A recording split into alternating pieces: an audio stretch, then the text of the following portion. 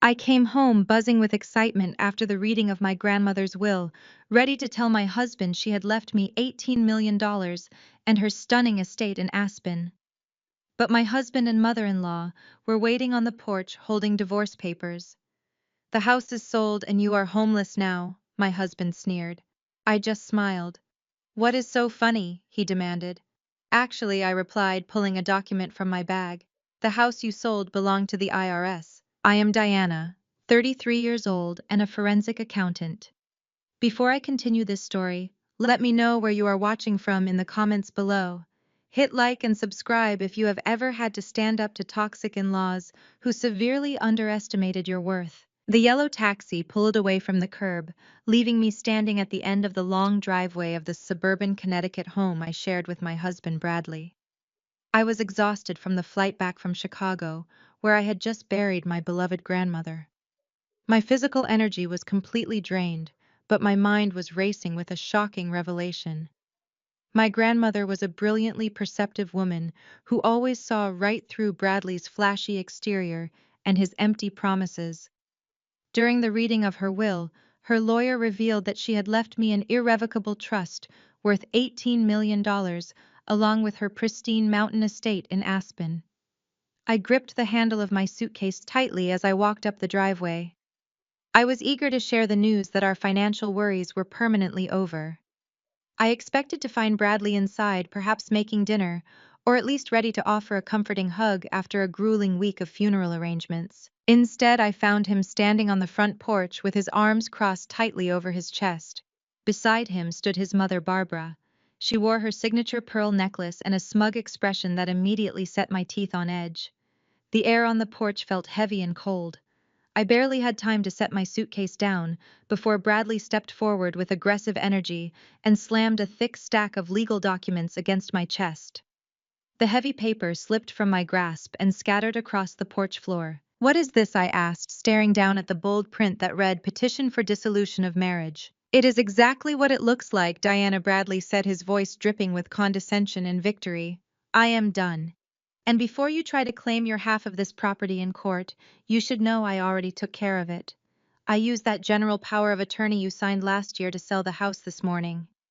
The buyers wired the cash directly, and it is sitting safely in my offshore crypto account. You have 10 minutes to pack whatever fits in that suitcase and get off my property. You are homeless." I stood there, letting the cool evening breeze wash over me, while the sheer audacity of his words sank into my tired brain. Before I could even formulate a response, Barbara stepped forward, looking me up and down with absolute disgust. "Let us be honest. Diana, you never belonged in this family," Barbara sneered, adjusting her expensive cashmere wrap. "Look at you in your cheap department store blazer and scuffed shoes. You honestly thought a glorified calculator who types on spreadsheets all day could keep a man like my son happy. Bradley is a visionary. His crypto investments are changing the financial world, while you sit in your home office doing boring forensic accounting for pennies. He is about to be a father to a real family soon, and my grandson needs a home fit for wealth and prestige, not a house dragged down by a woman who refuses to elevate herself." "You have always been a dead weight," Bradley chimed in, pointing an accusing finger at my face. "I had to take over managing our assets because you are simply too stupid with money. You would have kept us living like peasants while you hunted down missing numbers for your clients. I deserve a life of luxury, and I finally found a woman who understands my genius and knows how to treat a real man." The words hung in the air like a physical strike. He is about to be a father. He had been cheating on me. The revelation should have shattered me. Any normal wife would have broken down sobbing right there on the welcome mat, begging for answers and pleading for her marriage. But as I looked at them standing shoulder to shoulder, I only felt a profound sense of clarity. I remembered all the times Barbara had humiliated me at family dinners, handing me the massive restaurant bill, because she claimed my simple lifestyle meant I needed to pay for the privilege of experiencing fine dining with them. I remembered the Thanksgiving where she purposefully spilled red wine on my only good dress and loudly declared it was an improvement. I remembered Bradley belittling my career, calling me a paranoid bean counter whenever I questioned his shady financial moves or asked to see the actual returns on his supposedly brilliant crypto portfolios. They truly believed I was nothing but an uneducated peasant, lucky to breathe the same air as them. I looked at Bradley, seeing him clearly for the very first time. His posture was arrogant, his chin jutting out as he waited for my tears. He wanted me to fall apart. He needed the satisfaction of breaking me completely before throwing me out into the street like garbage. He wanted to feel like a god among men while his mother watched with gleeful approval. But I did not cry. I did not scream. I did not fall to my knees and beg for my home or my marriage. Instead, a slow, genuine smile spread across my face. I looked down at the divorce papers fluttering in the wind, and then back up at Bradley's arrogant face. My smile turned into a soft, quiet laugh. Bradley's triumphant smirk faltered immediately. His eyes darted to his mother, then back to me. "What the hell is so funny?" he demanded, taking a heavy step closer. "You just lost your husband and your house. Are you having a mental breakdown?" I reached into my leather tote bag, my fingers brushing past the heavy envelope containing my new $18 million trust documents. But that was not what I pulled out. I retrieved a single sheet of paper with a very distinct federal seal printed at the top. "I am not having a breakdown, Bradley," I said smoothly, unfolding the document with deliberate slowness. "I am just marveling at your absolute stupidity. You see, I tracked the buyer of this house this morning using my boring forensic accounting skills. You thought you sold this property to an anonymous cash buyer through a shell corporation. You thought you were so incredibly clever, forging my signature and hiding the money in your crypto wallet." I took a step forward, closing the distance between us. I pressed the paper flat against his chest, right over his rapidly beating heart. "Actually," I said, keeping my voice perfectly steady and light, "the house you just sold belonged to the IRS." Bradley snatched his hand back, as if the piece of paper I pressed against his chest was burning hot. He looked down at the federal seal, his eyes scanning the bold black text, but his arrogant smirk quickly returned. He crumpled the document in his fist and threw it onto the porch floor next to my scattered divorce papers. He reached into his tailored suit jacket and pulled out a thick, glossy packet, waving it inches from my face. "Are you out of your mind, Diana?" he spat, his voice rising in pitch. "I have the legally binding sales contract right here, signed, notarized, and filed with the county clerk this very morning. The buyer wired the funds directly to me. You think a fake piece of paper printed from the internet is going to scare me? You have always been completely delusional about how real wealth operates." Barbara let out a sharp, mocking laugh from her spot near the door. She crossed her arms, her diamond bracelets clinking together. "I always told you she lived in a fantasy world, Bradley. She spends all day tracking missing receipts for failing businesses and thinks she understands high finance. Tell the silly girl to pack her cheap bags and call a cab before I have the police remove her for trespassing." Bradley tapped the signature page of his contract with a manicured finger. "Look right here, Diana. There is your signature. I used the power of attorney you gave me last year. I had to do it. You forced my hand because you are simply too stupid with money. You have zero financial literacy." He stepped closer, his cologne suffocating in the evening air. "Do you remember when we first got married, and you wanted to put your salary into a joint savings account? What a joke. I had to put you on an allowance just to keep us from going bankrupt. I took over the finances because you would have wasted your paychecks on groceries and utility bills while the crypto market was exploding. I turned your pathetic little salary into a massive portfolio. I had to forge your name today because if I asked you, you would have panicked like a typical ignorant housewife.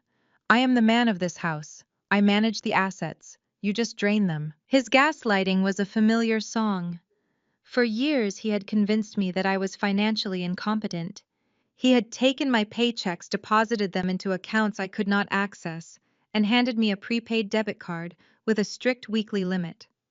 He told me it was for our future, for the massive empire he was building. He told me I was too emotional to handle the stress of real investing.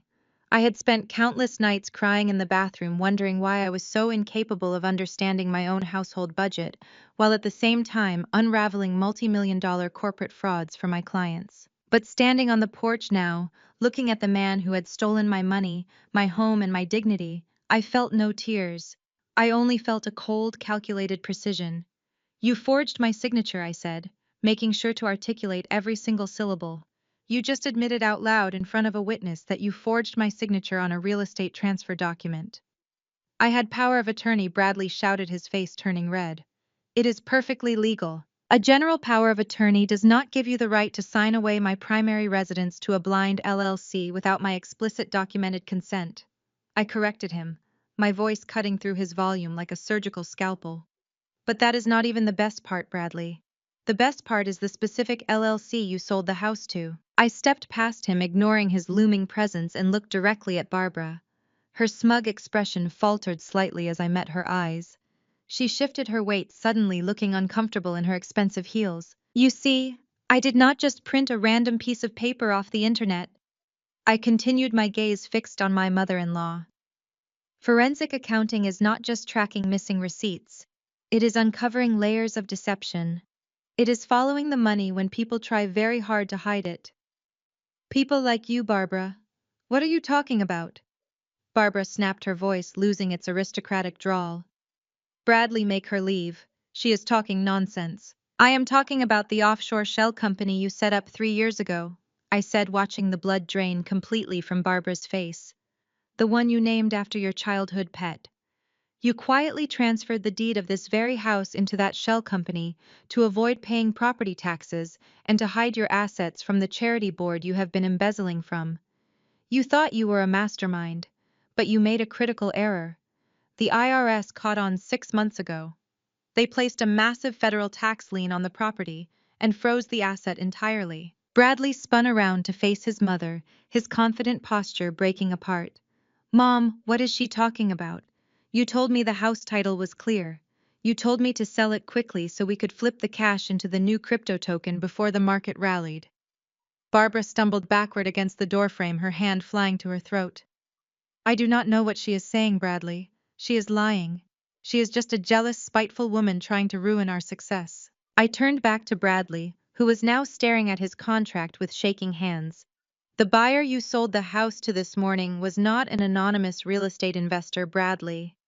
That LLC was a dummy corporation set up by the Internal Revenue Service. You did not sell our home. You willingly signed over a federally seized asset, confessed to wire fraud by moving the funds offshore, and you forged my signature to do it, which officially makes it a federal crime. You handed the government everything they needed to put you away. Bradley's mouth opened, but no sound came out. He looked at the contract in his hands as if it had suddenly turned into a venomous snake. The arrogant crypto genius, the man who had belittled my intelligence for years, was finally realizing that he had walked directly into a massive, inescapable trap. His eyes darted wildly between me, the crumpled federal document on the porch, and his mother, who was now hyperventilating against the siding of the house. He dropped the contract. It hit the wooden deck with a soft thud. He backed away from me, his breathing shallow and rapid. You set me up, he stammered, pointing a trembling finger at my face. You knew about the lien. You knew about the federal investigation and you let me sell it. I simply watched you act on your own overwhelming greed, I replied, feeling a profound sense of satisfaction. I did not force you to forge my name. I did not force you to try and leave me homeless. You did that entirely on your own. Panic completely overtook his features. He patted his jacket pockets, frantically searching for his phone. His hands were shaking so violently he almost dropped the device twice before managing to unlock the screen. He needed a lifeline. He needed his lawyers. But as he swiped across his screen, he froze. His eyes widened, and the panic morphed into something dark and desperate.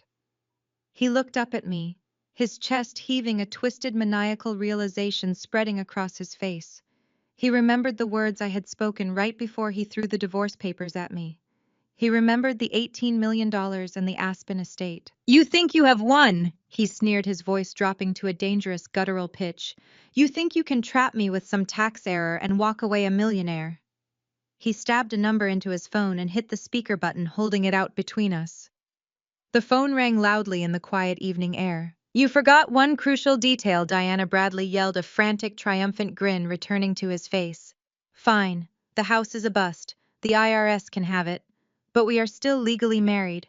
I filed the divorce papers, but they are not finalized. which means half of that $18 million inheritance you just bragged about is considered marital property. Half of it is mine. Bradley's words hung in the air, a desperate grab for power, from a man who had just admitted to a federal crime. I looked at his outstretched phone, then at his greedy, sweating face, and I threw my head back and laughed. It was a genuine belly-deep laugh that echoed across the manicured lawn. Bradley lowered his phone, his face twisting in confusion. "What are you laughing at?" he demanded, stepping toward me with his fists clenched. "I know the law, Diana. We are married. This is a community property state. You just came into $18 million while we are legally wed.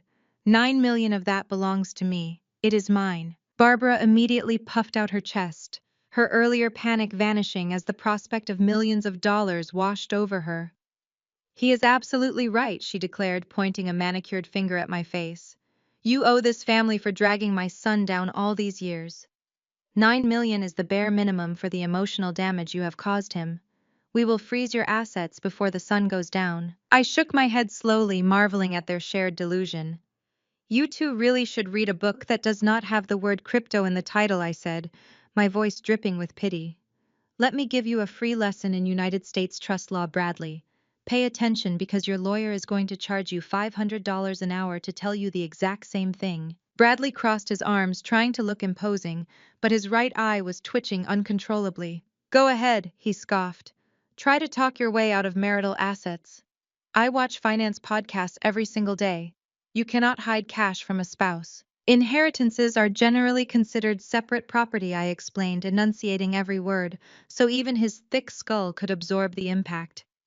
"But my grandmother did not just leave me a lump sum of cash in a basic checking account for you to drain like you did our joint savings. She set up an irrevocable trust. Do you know what irrevocable means, Bradley? It means the trust cannot be altered, amended, or touched by anyone other than the designated trustee.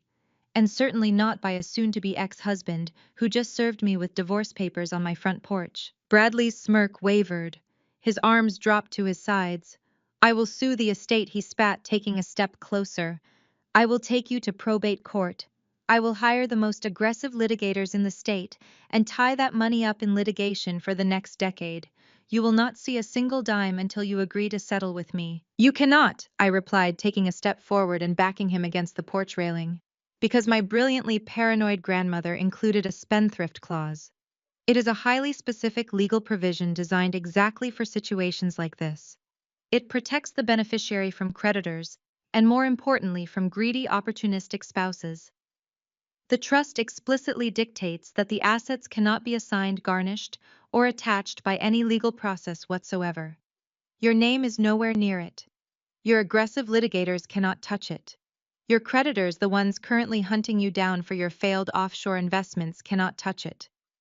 That $18 million in the Aspen estate are sealed in a legal titanium vault, and you do not have the combination." The color drained completely from Bradley's face.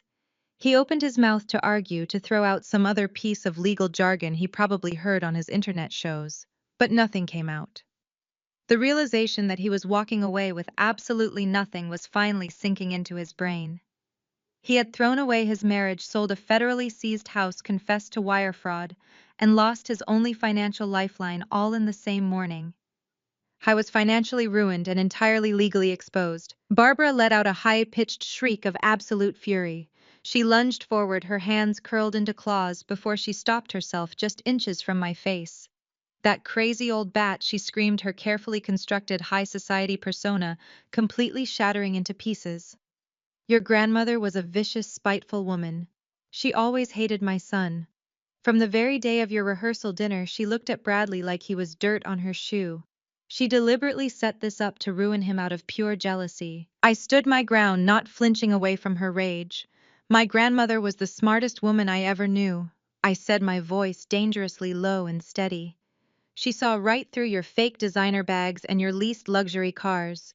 She knew Bradley was a lazy, entitled leech the moment he complained that her wedding gift to us was a savings bond instead of a cash envelope. She told me on my wedding day that I would eventually outgrow him and his pathetic illusions of grandeur. She locked down that trust because she knew the second you two ran out of money to steal from other people, you would come for mine." "How dare you speak to my mother that way?" Bradley yelled, trying to regain some semblance of control over the situation. We gave you everything. We elevated your status in this town. You were nobody before you married a wealthy man. You used my excellent credit score to finance your ridiculous crypto mining rigs. Bradley, I fired back, not breaking eye contact. You took my annual corporate bonuses to pay off your mother's country club dues because she was about to be expelled for non-payment. You elevated nothing. You just bled me dry until you thought the well was empty. But you miscalculated terribly. You threw me away right before the real payday arrived. Barbara was hyperventilating again, her hands pulling at her pearl necklace as if it were actively choking her. We will fight this, she gasped, her eyes wild with desperation. I know judges in this county. I know powerful people on the board of directors. We will find a loophole. No piece of paper is bulletproof, Diana. There is always a way in for people with the right connections. As if on cue, the low, powerful hum of a luxury engine filled the quiet suburban street. A sleek, midnight black Mercedes-Benz turned sharply into the driveway, its tires crunching aggressively against the gravel. The car came to a smooth stop right behind Bradley's leased sports car, blocking him in completely. The tinted driver's side window rolled down and the engine was killed. The heavy car door swung open. A pair of sharp red stiletto heels stepped onto the pavement, followed by an impeccably tailored slate gray business suit. Jasmine stepped out into the evening light. She was my sister-in-law, married to Bradley's younger brother Kevin. As a brilliant, fierce African-American corporate attorney, Jasmine commanded respect in every single room she entered. She adjusted her designer glasses, pulled a thick leather briefcase from the passenger seat, and slammed the car door shut with a resounding thud that echoed across the lawn. Barbara's panicked eyes locked onto Jasmine, and a sudden desperate gleam of hope flashed across her wrinkled face. Her breathing hitched, and she immediately went back into her demanding authoritative mode, completely forgetting how she usually treated her daughter-in-law. Jasmine, Barbara barked, her voice echoing loudly down the driveway. Thank God you are here. You are a lawyer. I need you to do your job for this family right now. Diana is trying to hide $18 million from your brother-in-law using some nonsense irrevocable trust. I need you to find a loophole and break her trust fund immediately. Do not just stand there. Get to work. Jasmine slowly turned her head toward her mother-in-law. The evening sun caught the edge of her gold-framed glasses as she offered a smile that contained zero actual warmth. She adjusted the grip on her Italian leather briefcase and walked forward. The sharp click of her heels on the driveway pavement echoed like a ticking clock. Barbara stepped directly into Jasmine's path, expecting absolute obedience from the woman she had spent years treating as a second-class citizen. Jasmine did not even break her stride. She smoothly sidestepped the older woman, brushing past Barbara's expensive cashmere wrap as if she were walking past a coat rack. Barbara gasped in sheer indignation. Did you hear me, Jasmine? Barbara shrieked, spinning around to face her daughter-in-law. I gave you an order. You are a lawyer. You are married to my son, Kevin, which means you owe this family your loyalty. Find a loophole to break Diana's trust fund right now before she steals Bradley's rightful share. Jasmine completely ignored the frantic demands. She walked straight over to where I was standing on the porch. She stopped right beside me, turning to face Bradley and Barbara. We stood shoulder to shoulder, a united front against the two people who had made our lives miserable for years. Jasmine placed her briefcase on the small patio table, unlatched the brass locks, and pulled out a thick stack of legal documents bound with a blue heavy-duty clip. Good evening, Diana, Jasmine said, her voice carrying the crisp, authoritative tone of a senior corporate attorney preparing to dismantle a hostile witness. I apologize for the slight delay. Traffic coming from the courthouse was dreadful. You are right on time, Jasmine, I replied, smiling, as I watched the confusion ripple across Bradley's sweaty face. Bradley stared at the two of us, his arrogant demeanor faltering as he tried to calculate what was happening. What is going on here? He demanded, pointing a shaking finger at Jasmine. Why are you talking to her like that? What are those papers? Jasmine stepped forward and thrust the stack of documents directly into Bradley's chest. He reflexively grabbed them, holding the thick packet as if it weighed 100 pounds. Consider yourself officially served, Jasmine said, her voice echoing clearly across the lawn. I am standing here today acting as Diana's primary legal counsel. Those papers contain a formal court summons, an emergency injunction freezing all of your personal bank accounts, and a civil lawsuit filing for immense financial abuse and fraud. Bradley's jaw dropped. He looked down at the legal seals on the documents and then back up at Jasmine. "You are her lawyer," he sputtered, his voice cracking with panic. "You cannot do that. It is a conflict of interest. I will report you to the State Bar Association. I will have your license revoked by morning.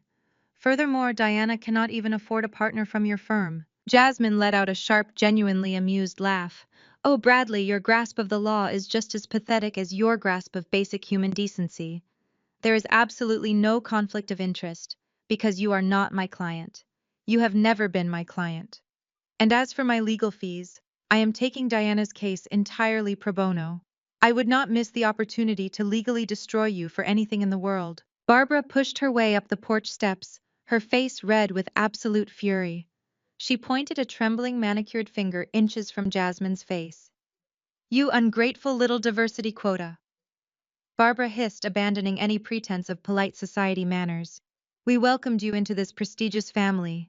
We let you marry Kevin. And this is how you repay us. By turning on your own blood. You are supposed to protect Bradley." Jasmine did not flinch. She leaned in closer to Barbara, her dark eyes blazing with years of suppressed anger finally being unleashed. "Let us get one thing perfectly clear," Barbara Jasmine said, her voice dangerously low and dangerously calm. "You never welcomed me. I remember my very first Thanksgiving at this house. I remember you purposefully spilling hot gravy on my shoes. I remember you pulling me into the kitchen and telling me that people like me should stick to being court clerks, because we lack the pedigree to be real corporate attorneys. You smiled your fake little smile and told me I was just a temporary phase for Kevin." Barbara swallowed hard, taking a defensive step backward as Jasmine continued to advance. "For 5 years I smiled and politely ate your dry turkey while you made snide remarks about my hair, my clothes, and my background."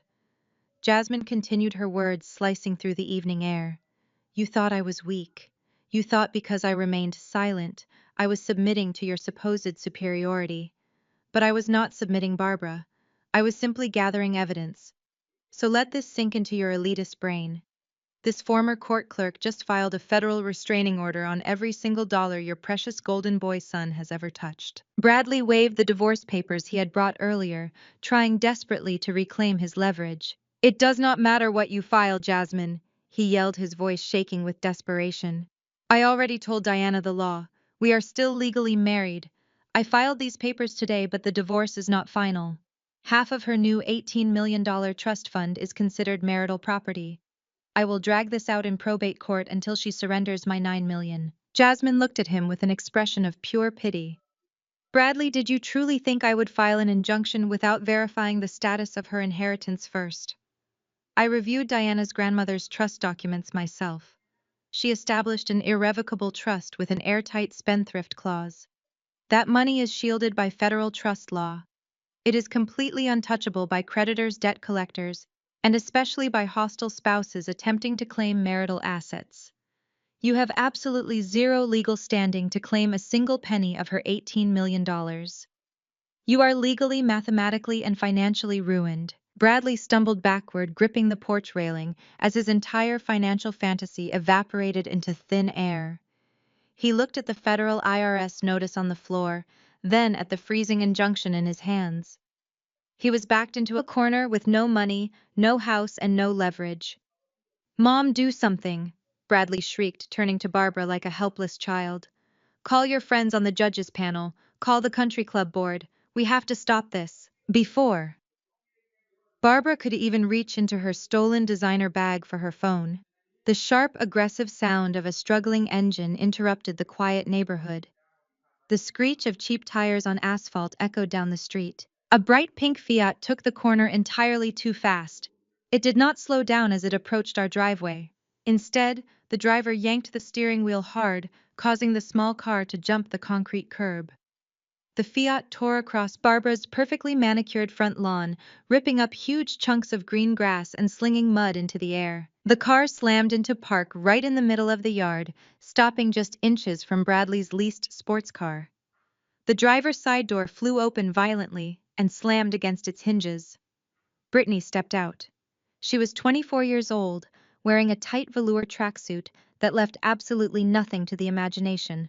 She was also heavily, visibly pregnant. Brittany stomped across the ruined grass, her face twisted in absolute panic and rage. She pointed directly at Bradley. "Bradley, you lying piece of garbage!" Brittany screamed, her voice echoing down the street for every neighbor to hear. "My loan sharks just kicked down my door and seized my entire apartment. They took everything. Where is the house money you promised me?" Bradley stumbled backward, his hands raised defensively as Brittany stormed across the ruined lawn. The mud from Barbara's destroyed grass clung to her white platform sneakers. But Brittany did not care. She marched straight up the porch steps, her pregnant belly leading the way, and shoved her manicured finger hard against Bradley's chest. "You told me the wire transfer was clearing this afternoon." Brittany shrieked, her voice shrill enough to make the neighborhood dogs bark. "You told me you were selling this dump and we were taking the cash to pay off my debts before the baby comes." "My guys do not play around, Bradley. They just kicked down my door. They took my car. They took my furniture. I am sleeping on a deflated air mattress tonight. Hand over the cash right now." Bradley shushed her frantically, his eyes darting wildly toward me, then toward Jasmine, then toward his mother. "Brittany, shut up," he hissed, grabbing her wrists to stop her from hitting his chest again. "Not right now. The house sale fell through. It is complicated. The IRS is involved. Just lower your voice." Complicated. Brittany practically foamed at the mouth, ripping her hands out of his grip. "I am carrying your son, your heir. You promised me a luxury life. You promised me a mansion in the suburbs." At the word son, Barbara snapped out of her shock. Her eyes widened, dropping instantly to Brittany's swollen stomach.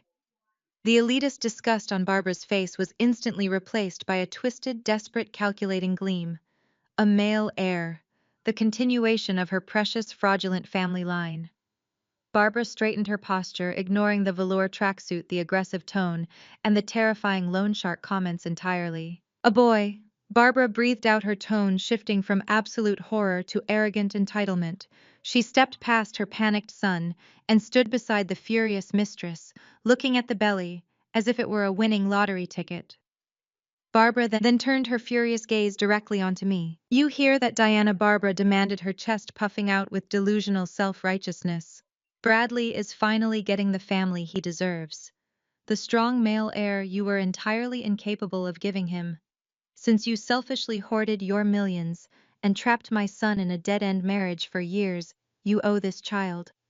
I expect you to set up a comprehensive child support trust for my grandson immediately. You have $18 million sitting in an account doing nothing. Paying for the first male heir of this family's private schooling.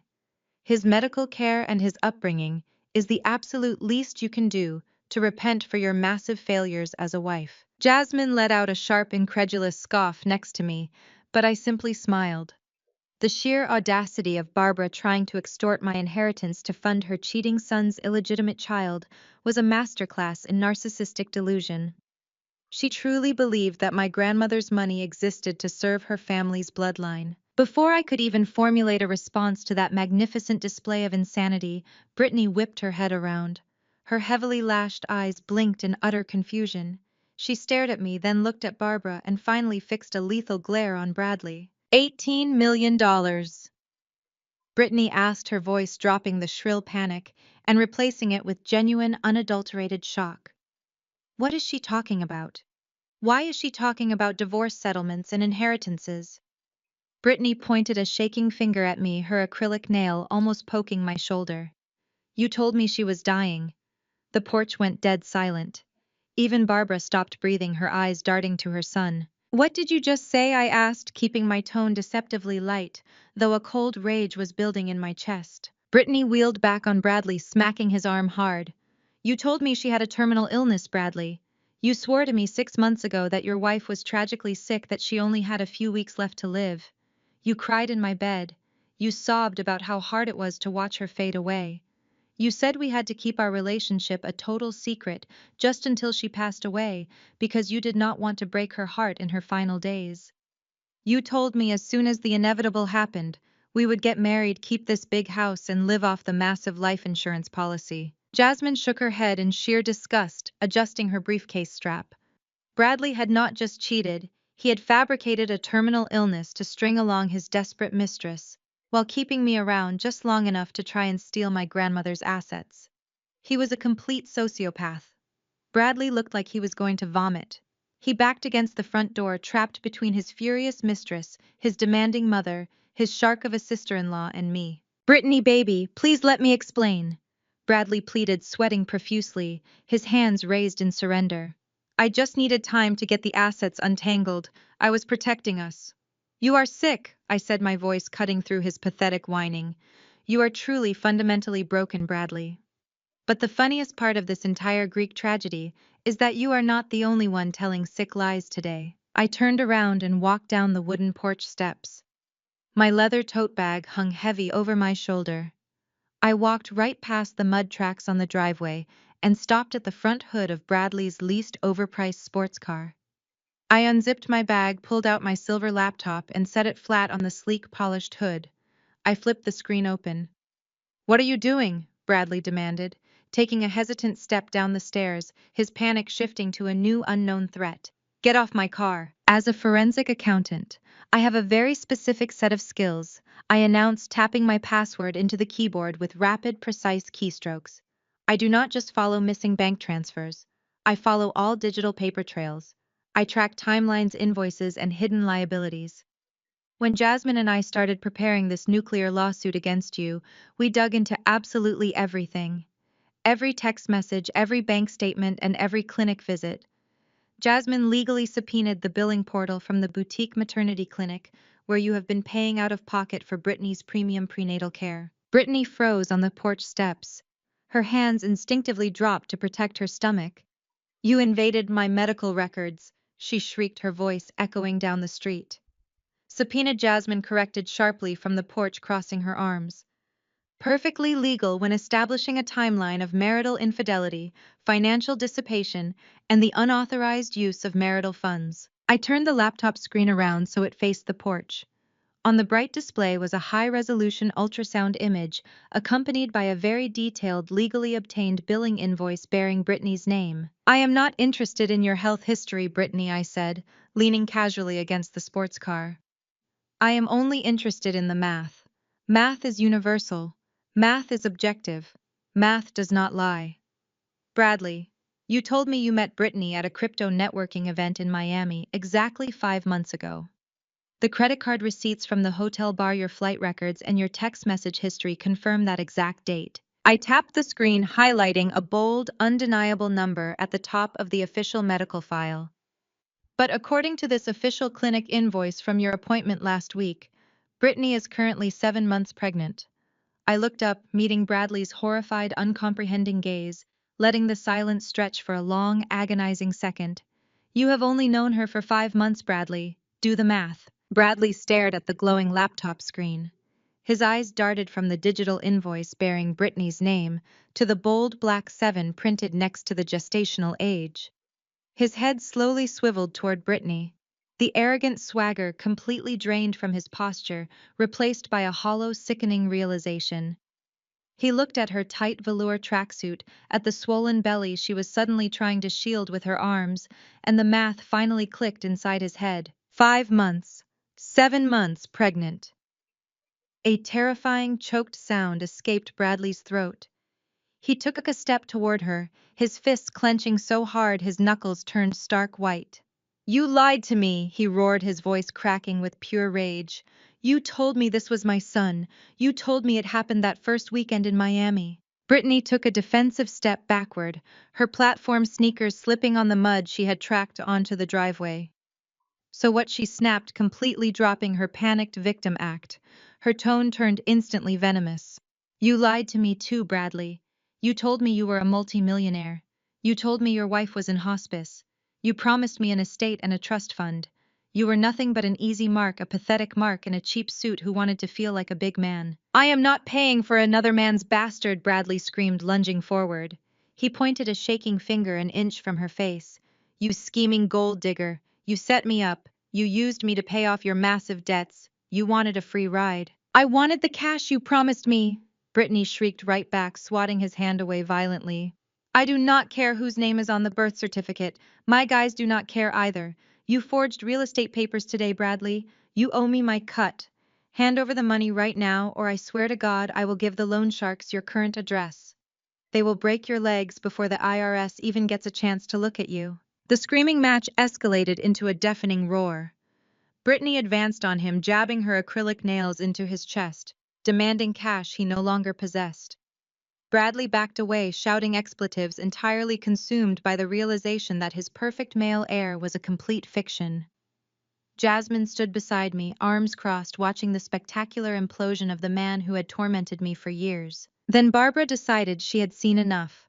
Her entire world was collapsing. Her stolen house was seized, her son was exposed as a broke fraud, and the precious grandson she had just claimed seconds ago was a biological impossibility. She needed the confrontation to end immediately. Barbara let out a dramatic, breathless gasp. She gripped the collar of her expensive cashmere wrap and pressed her other hand flat against her chest.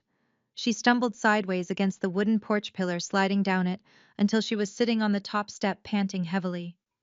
My heart, Barbara wailed, her eyes squeezed shut. My chest, I cannot breathe. Bradley, the stress is too much. Call an ambulance. I am having a heart attack. Bradley froze, momentarily distracted from Brittany's physical assault.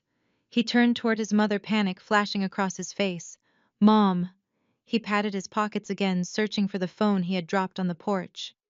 Someone call 911, he yelled. Jasmine did not move a muscle. I simply reached down, closed my laptop, and slid it back into my tote bag. Nobody is calling an ambulance, I said, my voice projecting clearly over Barbara's pathetic, performative groans. Are you crazy? Bradley yelled, kneeling beside her. She is having cardiac arrest. She is having a tantrum, I corrected him, stepping closer to the porch. I looked down at my mother-in-law, who was peeking at me through one half-open eye. I have seen this exact medical emergency before, Barbara. Do you remember our wedding planning 3 years ago? The catering bill arrived and it was $20,000 more than you anticipated. You promised to pay for it, but the moment the invoice was placed in your hands, you grabbed your chest, gasped for air, and claimed your heart was failing. You ruined the entire tasting, demanded to be taken to the emergency room, and miraculously recovered the absolute second Bradley paid the catering bill with our joint savings account. Jasmine let out a sharp laugh. She pulled the same stunt last Thanksgiving when she was asked to explain where the charity gala funds went. Jasmine added, her voice ringing with satisfaction. It is a documented pattern of avoidance. If you call an ambulance, Bradley, the paramedics are going to charge you $3,000 for a joyride, and I assure you, your bank accounts are currently frozen solid. You cannot afford the copay. Barbara's groans abruptly stopped. She opened her eyes, glaring at me with pure, unadulterated venom. She dropped her hand from her chest, the medical emergency vanishing instantly, as she realized her ultimate exit strategy had failed. She sat on the porch step, breathing perfectly fine, utterly humiliated. Brittany was not finished. She stomped up the stairs, completely ignoring Barbara, and grabbed the lapels of Bradley's suit jacket. I do not care about her fake heart attack, Brittany screamed right into his face. I do not care about your frozen accounts. You stole my youth. You promised me security. You are going to transfer the cash from that house sale to my account right now, or I am calling the men who took my car. Jasmine tapped her leather briefcase against her leg.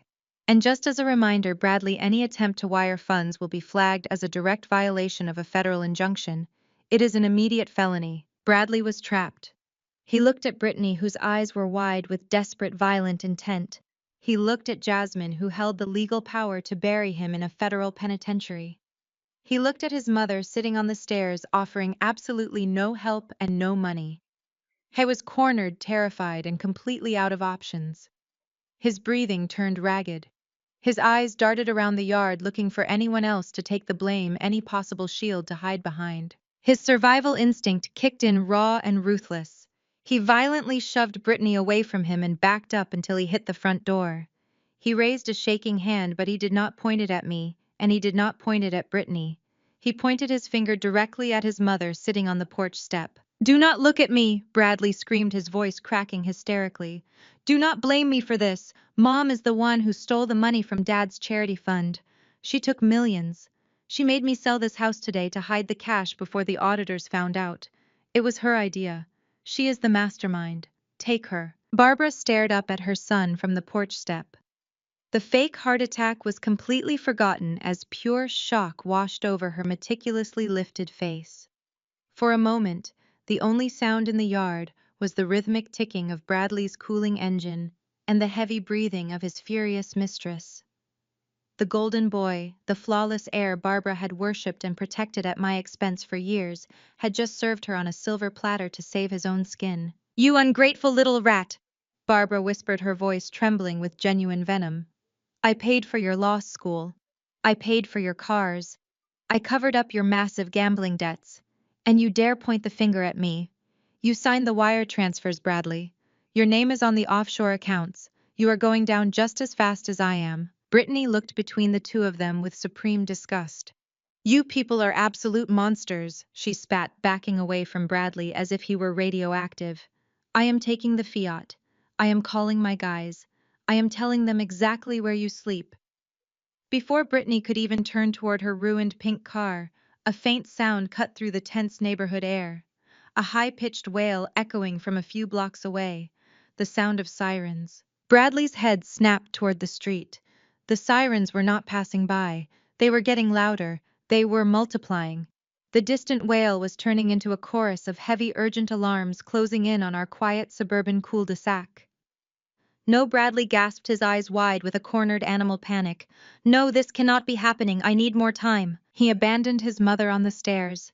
He abandoned his pregnant mistress on the lawn. He spun around and lunged toward his leased sports car, digging frantically into his tailored pockets for his keys. He was going to run.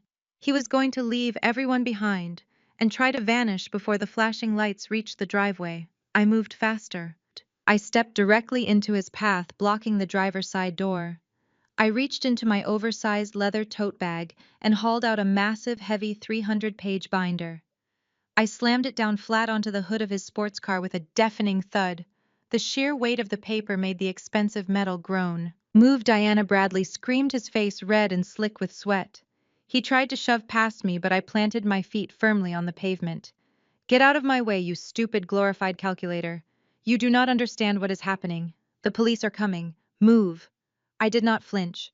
I placed my hand flat on top of the massive binder, staring straight into his terrified, desperate eyes. "I understand exactly what is happening, Bradley," I said, my voice echoing with absolute clarity over the approaching sirens. "I understand it perfectly because I orchestrated it. And I highly suggest you do not insult the glorified calculator who just dismantled your entire life." Bradley stared at the thick binder, his breathing ragged. "What is that?" he demanded, his voice cracking. "This is a comprehensive line-by-line forensic audit of your entire financial existence," I replied, tapping the thick plastic cover. "I spent the last 6 months digging through the digital trash you thought you deleted. You thought you were so incredibly smart, Bradley. You thought because you took a few seminars on cryptocurrency and used encrypted messaging apps that you were untraceable. But you are arrogant, and arrogant men always make mistakes." Barbara pushed herself off the porch steps, her face pale as a sheet. "What did you do, Diana?" she demanded, her voice shaking. "I did my job, Barbara," I said, not taking my eyes off Bradley. "My calculator tracked your precious son's illegal wire transfers down to the exact penny. I found the shell companies. I found the fake vendor invoices you used to siphon money out of your father's charity fund. I traced the digital footprint of every single dollar as it moved from the charity account through 3 different decentralized crypto exchanges and straight into your hidden offshore accounts in the Cayman Islands." Bradley's mouth opened and closed, but no sound came out. The blood completely drained from his face, leaving him looking like a ghost in a tailored suit. "You actually thought the IRS would not notice a sudden $3 million discrepancy in a tax-exempt charitable foundation?" I continued, pressing my advantage, refusing to let him breathe. "You thought you could force me to sign this house over to you today, sell it for a massive loss, and use the cash to cover the missing charity funds before the quarterly audit next week. But I was always 3 steps ahead of you, Bradley. I finished my forensic audit 2 weeks ago. Jasmine packaged it into a beautiful airtight legal dossier, and we handed it directly to the federal government. You turned me in." Bradley whispered, his legs giving out slightly as he leaned against the side of his car to keep from collapsing. You turned in your own husband. You are not my husband, Bradley, I said, my voice dripping with ice. You are a thief who thought he could use my inheritance as a get-out-of-jail-free card. You are a liar who faked my terminal illness to string along a mistress. You are a coward who just tried to throw his own mother in prison to save himself. The sirens were deafening now. They were screaming down our street, echoing off the brick houses and shaking the windows. The flashing red and blue lights painted the manicured lawns in harsh strobe-like colors. Bradley spun around, looking frantically toward the street. He grabbed the door handle of his car, yanking it hard, but Jasmine had already clicked the remote lock on his keychain when he dropped it on the porch earlier. The car was sealed. Two massive black Federal SUVs swerved violently into the driveway. Their tires screeched against the pavement, stopping just inches from Brittany's abandoned pink Fiat. A local police cruiser pulled up directly behind them, blocking the driveway exit completely. There was nowhere to run. There was no escape. The heavy doors of the SUVs swung open simultaneously. 6 agents wearing tactical vests emblazoned with the bright yellow letters IRSCI stepped out into the evening air. They did not look like the local beat cops Bradley was used to bribing at charity dinners. These were federal criminal investigators, and their faces were stone cold. Bradley Wilson and Barbara Wilson, the lead agent, barked, his voice carrying absolute terrifying authority over the wailing sirens. He unclipped a pair of heavy steel handcuffs from his tactical belt and stepped right onto Barbara's ruined, muddy lawn. Put your hands where we can see them right now. Do not move a single muscle.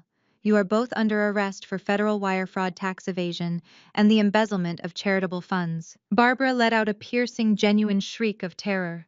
She clutched her cashmere wrap, her knees buckling as 2 federal agents marched up the porch steps and grabbed her arms, pinning them behind her back. The satisfying click of steel handcuffs echoed across the porch. Bradley did not scream. He simply slid down the side of his locked sports car until he was sitting on the hard driveway pavement. He stared up at me, his eyes wide, hollow, and completely broken. The arrogant golden boy was gone. The master manipulator was gone.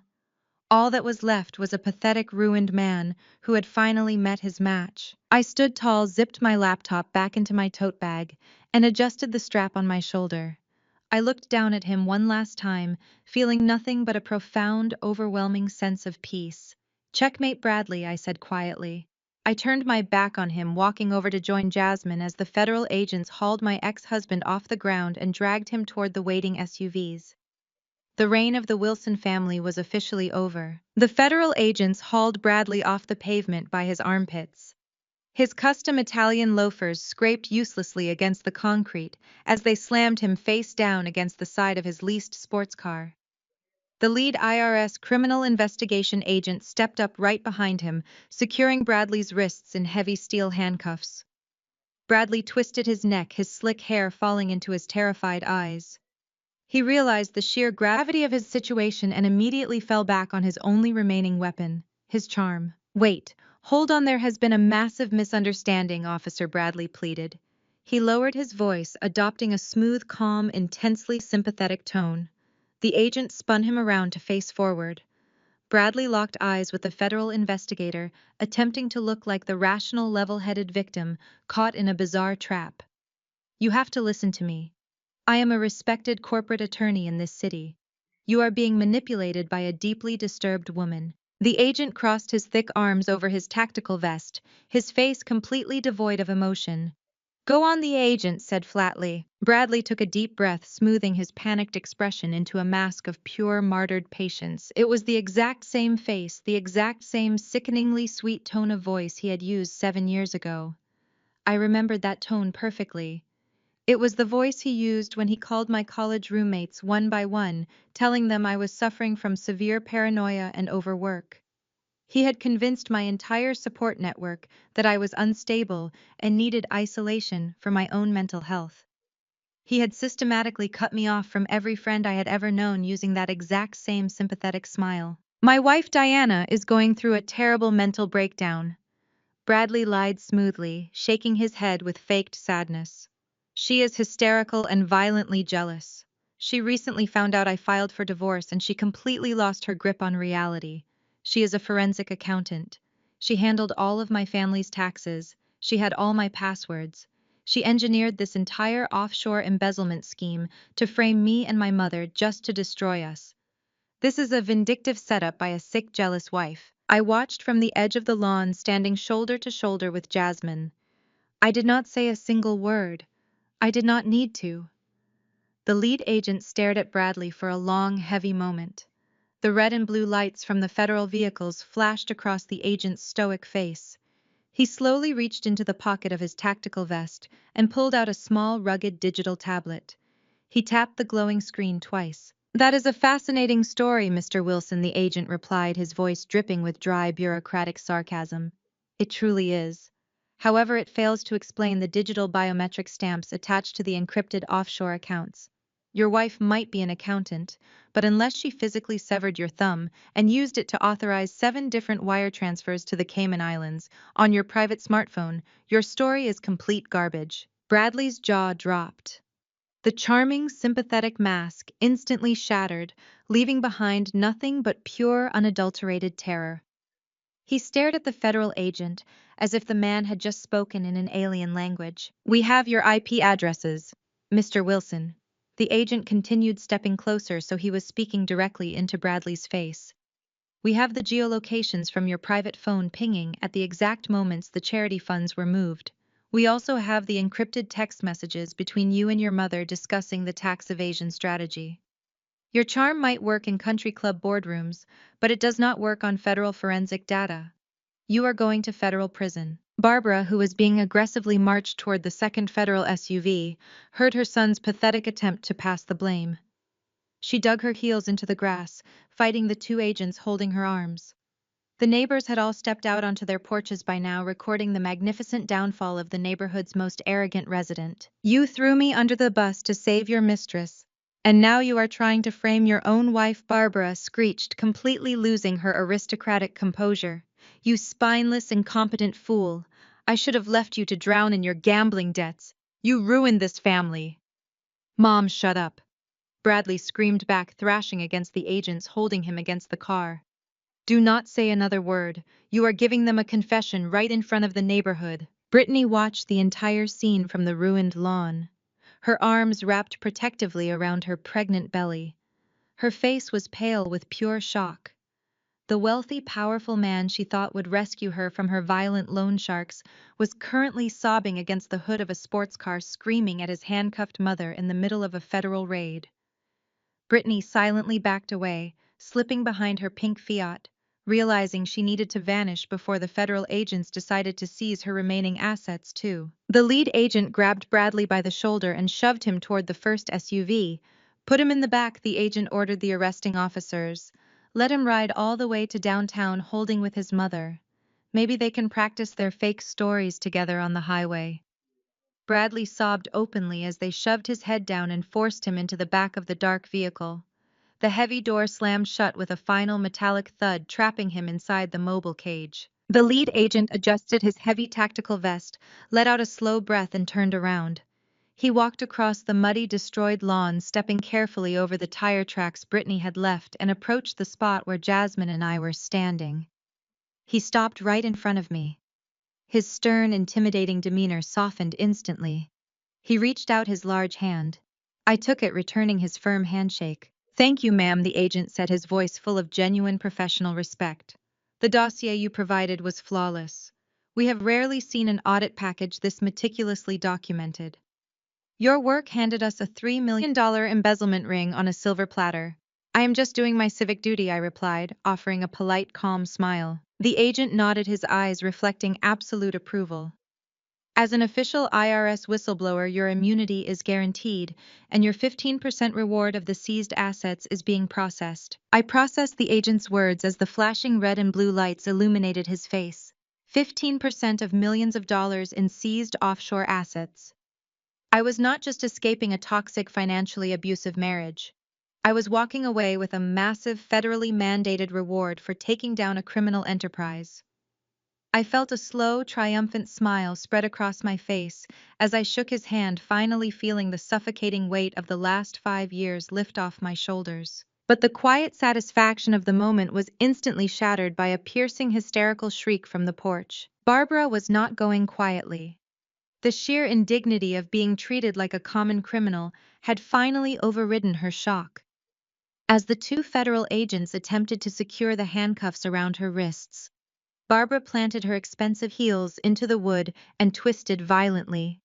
She yanked her right arm free with surprising strength for a woman her age. Before the agents could grab her again, she reached deep into her cashmere wrap and pulled out her smartphone.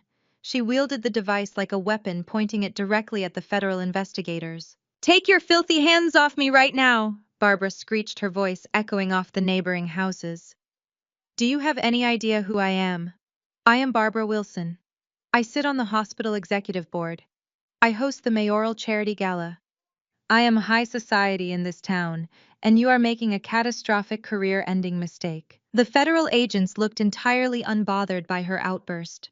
They stepped forward to restrain her, but Barbara frantically started tapping the screen of her phone, backing away toward the front door. "I am calling Chief Miller right now," Barbara threatened, her chest heaving as she dialed. "Hi is a personal, intimate friend of mine. We play tennis at the country club every single Sunday. I personally funded his entire re-election campaign. When he hears that rogue federal agents are harassing me on my own property, you will all be fired before midnight." Jasmine stepped forward, her heels clicking sharply against the driveway pavement. She looked up at the frantic, cornered older woman with a mixture of absolute pity and surgical triumph. "You do not own anything anymore," Barbara Jasmine said, her voice slicing through the chaotic noise of the yard. "And you certainly do not have any friends left to call." Barbara froze, her finger hovering over the call button. She glared down at Jasmine, her chest rising and falling rapidly. "What are you talking about, you insolent little girl?" Barbara spat, trying to maintain her air of superiority. "My social circle is untouchable." Jasmine let out a dark, melodic laugh that sent a chill through the evening air. "Do you remember that mandatory country club board meeting you skipped this morning so you could come here and harass Diana? They did not miss you, Barbara. In fact, they had plenty of reading material to keep them completely occupied. At exactly 8 o'clock this morning, I personally emailed a digitized, unredacted copy of Diana's entire forensic audit to every single member of the country club board." Barbara's face went slack. The phone trembled in her hand. "But I did not stop there," Jasmine continued, stepping right up to the base of the porch stairs. "I also blind copied the hospital charity committee, the mayoral office, and the managing editor of the local Tribune. They watched the money trail, Barbara. They saw the fake vendor invoices you created from thin air.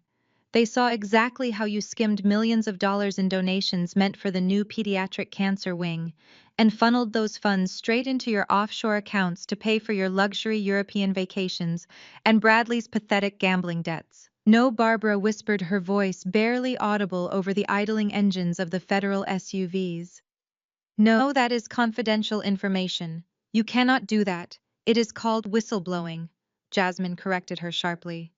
"And it is entirely legal. Your entire social circle has known you are a common thief for the last 10 hours.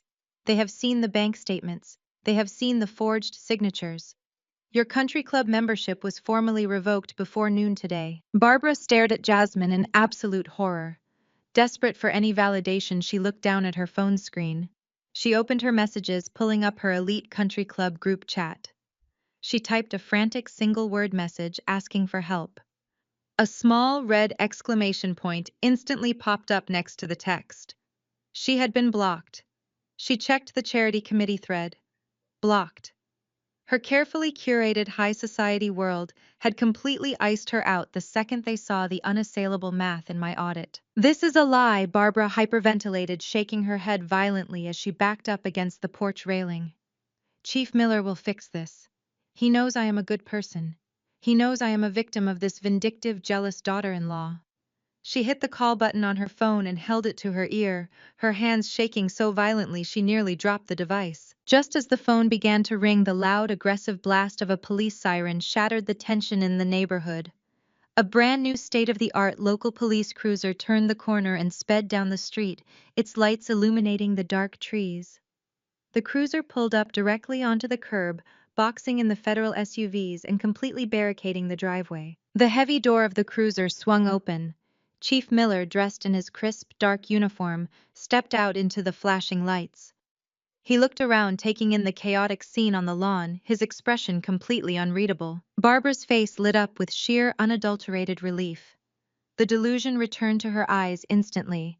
She dropped her phone onto the wooden porch, shoved her way past the two federal agents, and scrambled down the stairs. She practically ran across the muddy grass, extending her manicured hand toward the approaching police chief. "Chief Miller," Barbara cried out, a hysterical smile stretching across her face. "Thank God you are here. Tell these rogue agents who I am. Tell them this is a massive misunderstanding and order them to take these cuffs off my son immediately. We are innocent." Chief Miller did not speak. He did not smile. He did not even break his long, determined stride. He marched straight across the driveway, walking right past Barbara as if she were entirely invisible. He completely ignored her outstretched, trembling hand, leaving her standing in the mud, like a forgotten ghost. Barbara gasped, spinning around to watch him walk away from her. Chief Miller stopped directly in front of the lead IRS agent. He reached into the breast pocket of his uniform jacket and pulled out a thick folded document bearing the official state seal. He handed the paperwork directly to the federal investigator. "Thank you for securing the perimeter, Chief," Miller announced, his voice projecting clearly across the lawn for Barbara Bradley and every single neighbor to hear. "Here is the secondary state-level arrest warrant for Barbara Wilson. State charges for grand larceny, wire fraud, and the embezzlement of charitable funds have officially been filed." Barbara stood absolutely paralyzed as the heavy parchment of the state warrant changed hands. The sheer impossibility of the moment fractured her perfectly lifted face into a mask of pure horror. Her beloved tennis partner, the man whose political campaigns she had bankrolled with stolen charity money, had just delivered the final nail in her coffin. Chief Miller did not even offer her a parting glance. He simply turned on his polished heel and walked back to his cruiser, leaving her standing in the mud with her wrists pinned behind her back. The federal agents moved in their grips, tightening on her arms. They began walking her toward the second dark SUV. Barbara stumbled, her designer shoes slipping on the wet grass. For the first time in her pampered, insulated life, she had no leverage. She had no favors to call in. Her social circle had blocked her number, her eldest son had tried to frame her, and the police chief had served her arrest warrant on a silver platter. Just as the agent reached for the handle of the SUV door, a pair of headlights swept across the chaotic lawn. A dark gray sedan, practical and remarkably clean, turned sharply onto the cul-de-sac. It bypassed the flashing federal vehicles and parked diagonally across the street, boxing in the last possible exit path. The driver's side door opened. Kevin stepped out into the harsh glare of the police lights. He looked nothing like his older brother. Where Bradley wore tailored Italian suits and slicked back hair, Kevin wore a simple button-down shirt and a weathered canvas jacket. He had the quiet, steady posture of a man who had built his life on actual hard work rather than manipulation. He closed his car door and walked up the driveway, his eyes scanning the scene. He looked at Bradley, currently locked in the back of a federal vehicle, crying silently against the tinted glass. He looked at me, standing tall near the porch. He looked at his wife Jasmine, who offered him a single reassuring nod. Then Kevin looked at his mother. Barbara saw him and immediately shifted her entire demeanor. The vicious, cornered animal vanished. In its place, the ultimate victim appeared. She let out a desperate, theatrical sob, her knees buckling just enough to make the federal agents physically hold her up. "Kevin," Barbara wailed, her voice cracking with manufactured despair. "Oh, my sweet boy, thank God you are here. This is a nightmare, a complete misunderstanding. They are treating your mother like a common criminal. You have to help me." Kevin stopped a few feet away from her. He crossed his arms over his chest, his face completely devoid of the sympathy she desperately expected. "Tell them who I am." "Kevin," she pleaded, straining against the handcuffs. "Tell them I am a pillar of this community." "Kevin, listen to me carefully. You need to call your bank right now. You and Jasmine have savings. I know you do. You need to wire whatever it takes to post my bail. Bradley is useless, but you can fix this. You have to empty your accounts and get me out of here before they process me downtown." The silence that followed her demand was deafening. The only sound was the low hum of the police cruiser engines and the static crackle of a federal agent's radio. Kevin stared at his mother. He did not yell. He did not lose his temper. When he finally spoke, his voice was dangerously quiet, carrying a cold, heavy finality that made Barbara flinch. "Empty my accounts?" Kevin asked, tilting his head slightly.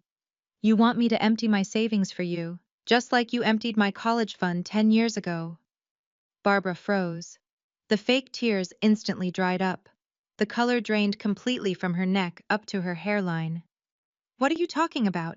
she stammered, her voice suddenly high and thin. "Your college fund was lost in the stock market crash. We discussed this a decade ago. It was a tragedy, but we all made sacrifices." Kevin took a slow step forward, closing the distance until he was looking directly into her panicked eyes. "Do not lie to me today," Kevin said, his voice dropping an octave. "Do not ever lie to me again. I spent 10 years believing that market crash story. I spent 10 years working double shifts, waiting tables, stocking shelves, and pulling all-nighters, just to pay for state college. I took out massive, crushing student loans that Jasmine and I are still paying off right now. I thought we were financially ruined. But you were not ruined, were you, Mother?" Barbara shook her head, frantically glancing at the federal agents who were listening to every single word. "Kevin, please, this is not the time." "This is exactly the time." Kevin fired back, his calm facade cracking just enough to show the decades of suppressed rage underneath. Jasmine and Diana dug through the offshore accounts. They did not just find the missing charity funds, they found the complete transaction history from 10 years ago. "I know exactly where my tuition money went." Bradley got a DUI his senior year of law school. He crashed his leased sports car into a storefront. He was looking at jail time and permanent disbarment before his career even started. Bradley, sitting in the back of the SUV, buried his face in his hands. "You could not let your golden boy face the consequences," Kevin continued, his voice ringing across the lawn. "So you quietly drained my entire college trust. You used every single penny I had to pay off the store owner, bribed the local magistrate, and completely expunged Bradley's record. You stole my future to protect a drunk driver. And then you looked me in the eye and told me the money vanished in a recession. You watched me struggle for a decade while you bought Bradley a brand new car as a graduation present." "I did it for the family," Barbara whispered frantically, her eyes darting around the yard. "I had to protect our reputation. You have to understand, Kevin. You are my son. You owe me your loyalty." "I owe you absolutely nothing," Kevin said smoothly. Unzipped the front pocket of his canvas jacket. Barbara watched him eagerly, a tiny spark of delusion reigniting in her eyes.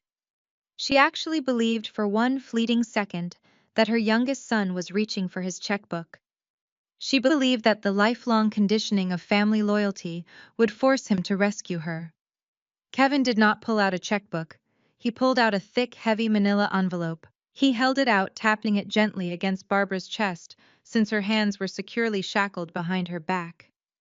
The federal agent standing next to her smoothly reached out and took the envelope on her behalf. "What is that?" Barbara asked, her voice barely a whisper. "That is a civil lawsuit," Kevin replied, stepping back to stand beside his wife. "Jasmine drafted it this morning. We are suing you for the exact amount of the stolen tuition money plus 10 years of compound interest, punitive damages, and extreme emotional distress. You wanted me to post your bail.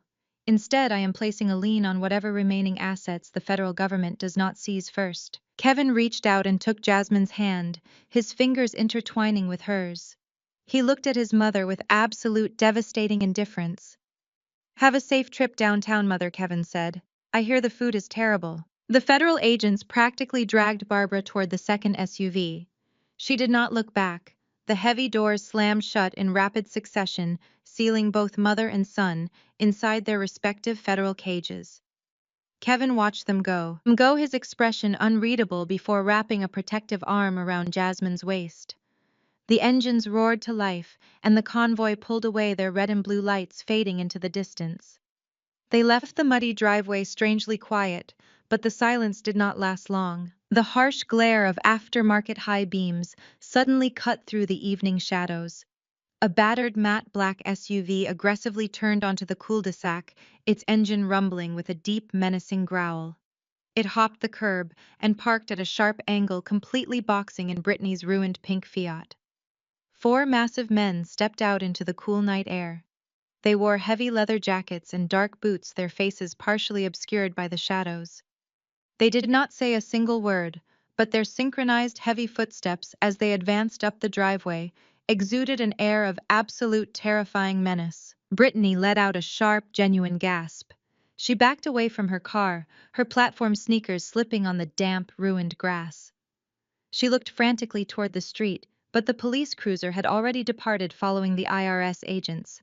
She was completely unprotected. She spun around, her panicked eyes locking onto me standing on the porch. "Diana, please!" Brittany begged, her voice trembling as she rushed toward the wooden stairs. She clutched her swollen belly, her face a mask of absolute terror. "I know you hate me. I know what Bradley and I did was unforgivable. But you have to help me. Those men are going to kill me. They are going to hurt the baby." I stood motionless watching her perform. "You have an $18 million trust fund," Brittany cried, tears spilling over her heavy makeup. "$50,000 is absolutely nothing to you. It is pocket change. Please just wire the money to my account right now so I can pay them off and disappear forever.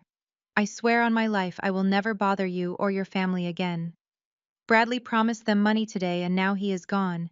They will not leave without cash. I looked down at her tear-streaked face, feeling absolutely nothing but cold clarity. My mind flashed back to a Tuesday afternoon 3 months ago at the local high-end grocery store. I had been buying specific ingredients for a dinner Bradley had aggressively requested. Brittany had followed me down the aisle and practically slammed her shopping cart into mine. She had leaned in close, smelling of cheap vanilla perfume and expensive espresso. She had looked directly at the prenatal vitamins I had mistakenly left visible in my open purse from my last failed IVF cycle. "Give it up," she had whispered, her voice loud enough for the cashier and two other customers to hear clearly. "You are just a barren, dried-up wife. Bradley needs a real woman to give him a proper heir. He is done playing house with a broken toy. Accept reality and step aside." I remembered the burning humiliation of that moment, the pitying look from the teenage cashier, the crushing weight of my own grief, weaponized against me by a stranger in a checkout line. I remembered rushing to my car and sobbing until I could not breathe. I looked at the woman who had publicly humiliated me, who had tried to steal my home, who had mocked my deepest, most agonizing heartbreak. I did not blink. "I am not giving you a single dime, Brittany," I stated, my voice echoing clearly across the yard. "You made your bed. Now you get to deal with the monsters hiding under it." Brittany dropped the desperate victim act instantly. The tears vanished. Her face contorted into a mask of pure, vicious rage. "You selfish witch," she screamed, pointing a shaking finger at me. "You are going to let them murder a pregnant woman over petty jealousy. You are just as bad as Bradley." I smiled. I reached into my tote bag, pulled out my laptop, and rested it smoothly on the porch railing. I flipped the screen open. The glow illuminated my face as I tapped the keyboard twice, bringing up a highly detailed, comprehensive background report. "I am not letting anyone murder you." "Brittany," I replied, turning the screen so she could see the bright, high-resolution photographs displayed there. "Mostly because those men standing in my driveway are not loan sharks. And they certainly are not part of any dangerous organized crime syndicate." Brittany froze. The color rapidly drained from her face. The four menacing men in the driveway stopped their aggressive advance, exchanging confused, uneasy glances with each other. I looked directly at the tallest, most intimidating man standing near the front bumper of the black SUV. "Good evening, Marcus," I called out cheerfully. "How is the custom auto body shop business going lately? I see you brought your cousins with you tonight. Did you guys finish that transmission repair on 5th Street yet?" Marcus physically jolted, pulling his leather collar up as if trying to hide his face. He looked at Brittany, completely unsure of what to do next. Brittany's mouth dropped open. She tried to speak, but no sound materialized. I turned back to my ex-husband's mistress, projecting my voice so everyone could hear. "My forensic audit did not just cover Bradley's offshore accounts, Brittany. When I noticed a recurring series of $10,000 cash withdrawals from his private checking account. Over the last 6 months, I decided to run a full background check on the recipient. You told Bradley you were in massive debt to violent criminals to extort him for quick cash. But you do not have any actual debt. You have a luxury condo downtown leased under an assumed name. I tapped the screen again, pulling up a joint bank account statement. And you share a very lucrative high-yield savings account with Marcus, your actual boyfriend of 5 years. Brittany took a massive step back, her hands dropping completely away from her belly. You do not run from loan sharks, I continued, my voice ringing with absolute crushing authority. You run a highly specialized extortion ring. You target wealthy, arrogant married men who think they can cheat without consequences. You get pregnant, you fake a crisis, you bring in Marcus and his cousins to play the terrifying mobsters, and you bleed your marks dry. Bradley was not your sugar daddy. He was just your latest victim. The federal convoy had barely reached the end of the cul-de-sac when Marcus and his battered black SUV had aggressively swerved across the narrow street, completely blocking the government vehicles from exiting. The lead IRS agent had slammed on the brakes, furious at the obstruction. He had marched Bradley out of the back seat by his collar, temporarily securing him against the hood of the local police cruiser, while the other agents moved to clear the barricade. That was exactly why Bradley was standing right there in the damp evening air, handcuffed and humiliated, listening to every single word I just said to his mistress. Bradley stared at Brittany, his jaw unhinged, his eyes bulging with a mixture of absolute disbelief and violent rage. The realization washed over his pale face. There were no loan sharks. There was no mafia debt. The helpless, terrified woman he had bankrupted his mother to protect was nothing but a professional con artist. You scheming, parasitic fraud! Bradley screamed, his voice tearing through the quiet neighborhood. He lunged forward, but the federal agent yanked him back against the cruiser by his collar. You set me up. You faked the threats. You drained every last cent I had. Brittany did not even bother to defend herself. The moment I exposed Marcus, her entire victim persona evaporated. She looked at the federal agents standing just yards away, their hands resting cautiously on their tactical belts. She looked at Marcus, who was already backing away toward his illegally parked SUV, his hands raised in surrender. Brittany turned on her platform sneakers, abandoning her ruined pink Fiat without a second thought, and sprinted toward Marcus's vehicle. They scrambled inside, threw the engine into reverse, and peeled out of the cul-de-sac, tires screeching as they fled the scene of their failed extortion attempt. Bradley watched the taillights disappear, his chest heaving with ragged, panicked breaths. He had lost his money, his freedom, and now his ultimate male fantasy had been exposed as a cheap grift. Cornered and completely out of options, he turned his venom toward the only target left. He glared at me, his face twisting into a mask of pure self-righteous indignation. You did this! Bradley spat, his voice shaking with desperate fury. You orchestrated this entire circus just to destroy me. You tore this family apart, Diana. You sent my mother away in handcuffs. You ruined my career. We stood at an altar and took vows. We promised for better or for worse. You swore to stand by my side, and instead you spent months stabbing me in the back like a vindictive, hysterical sociopath. I stood perfectly still on the porch, looking down at the man I had once loved. The sheer audacity of his guilt trip was almost impressive. Do not dare weaponize our marriage vows against me, Bradley, I said, my voice cutting through the damp air with surgical precision. You forfeited the right to talk about loyalty 5 years ago. Bradley scoffed, shaking his head with exaggerated disbelief. Oh, here we go, the paranoid delusions again. I walked slowly down the wooden porch steps, closing the distance until I was standing just a few feet away from him. The federal agent holding his collar watched me carefully, but did not intervene. Let us talk about our 3rd anniversary, Bradley, I said, keeping my voice low and dangerous. You promised me a romantic dinner at that expensive steakhouse downtown. I sat at a corner table in my favorite dress, checking my watch for 2 straight hours, while the waiter brought me pity water. You finally texted me at 10 o'clock saying you were trapped at the office dealing with an emergency corporate merger. Bradley swallowed hard, his eyes darting away from mine. That was a real emergency. No, it was a real hotel room, I corrected him smoothly. You see, Bradley, you were always sloppy with your digital footprint. You used our joint credit card to book a luxury suite at the Four Seasons exactly 4 blocks away from my restaurant. I drove past the hotel on my way home. I saw you walking through the glass lobby doors with your arm wrapped tightly around your 23-year-old assistant. You were laughing. You kissed her right there in the valet lane. The color completely drained from Bradley's face.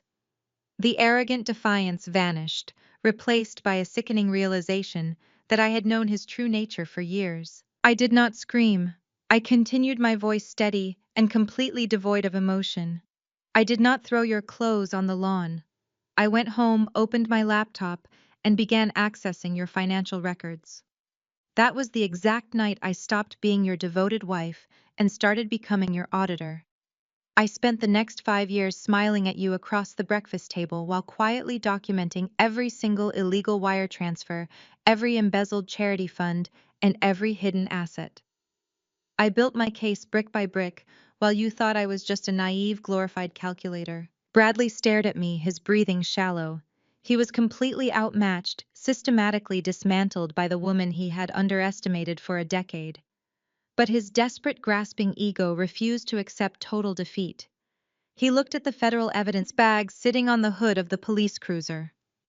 He locked his eyes onto a thick manila folder protruding from the top of the pile. "It does not matter," Bradley sneered, a wild, manic smile spreading across his face.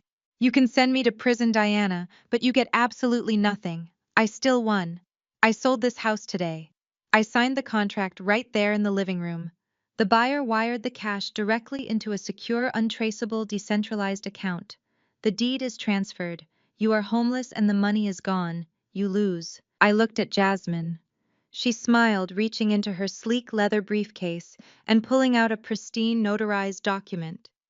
She stepped forward, holding the paper up so Bradley could read the bold federal seal printed at the top. "Did you genuinely believe I would let you sell my property to a random stranger, Bradley?"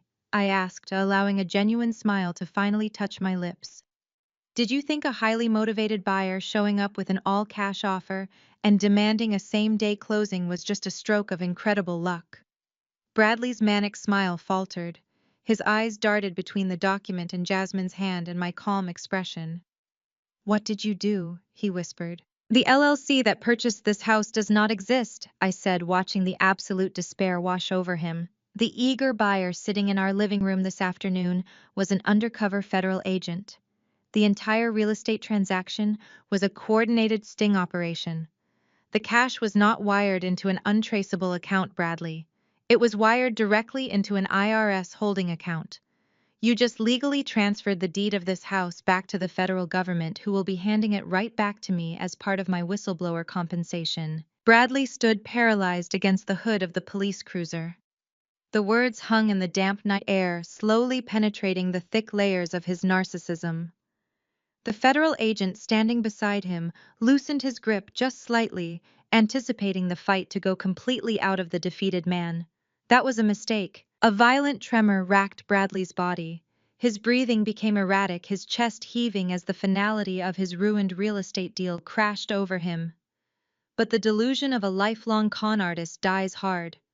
His eyes widened with a sudden manic glint. He still had his digital safety net. He had spent the last 2 years siphoning millions of dollars into untraceable cryptocurrency wallets, shielding his stolen wealth behind complex blockchains and decentralized servers. He had always bragged that no government entity could ever touch his digital gold. With a sudden violent jerk, Bradley twisted his shoulder away from the federal agent. Before the officer could secure his arm, Bradley plunged his hand into the inner breast pocket of his tailored jacket.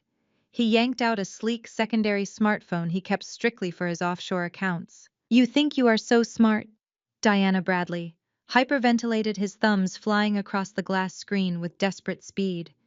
"You think you took everything. You forgot about the digital assets.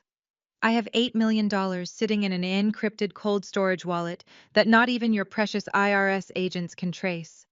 I am going to transfer every single coin right now, and I am going to watch you rot in this neighborhood while I live like a king on a private beach." He mashed his thumb against the biometric scanner. The screen illuminated his sweat-drenched face in a pale, ghastly glow. He opened the encrypted application. The loading icon spun for 2 agonizing seconds. Bradley's manic grin froze. The screen did not display his massive account balance. Instead, the interface aggressively flashed bright crimson. A stark block-lettered message locked the entire device. Access denied, seized by Federal Bureau of Investigation and United States Treasury. No, Bradley gasped, his voice cracking into a high-pitched squeal. No, that is impossible. It is encrypted. It is decentralized. You cannot seize a private blockchain wallet. He furiously tapped the screen, striking the glass so hard it threatened to shatter. He hit the refresh button over and over, his breaths coming in short, hysterical wheezes. The crimson warning banner remained absolute and unchanging. His digital fortune, his final escape route, his ultimate trump card had been completely evaporated by the federal government. The realization pushed Bradley entirely over the edge of sanity. The last tether holding his mind together snapped with an audible pop. He let out a primal, guttural roar that sounded more animal than human. He threw the useless phone directly at the police cruiser windshield. In the same motion, he dropped his shoulder violently, shoving the momentarily distracted federal agent backward into the side panel of the SUV. Liberated for a fraction of a second, Bradley lunged forward.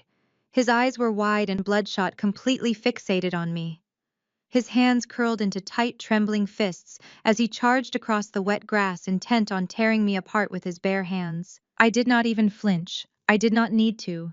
Jasmine moved with terrifying, lethal precision. She did not scream or panic. As Bradley barreled past her, completely blinded by his murderous rage, Jasmine simply stepped into his path. She fluidly hooked her expensive leather boot directly behind his right ankle.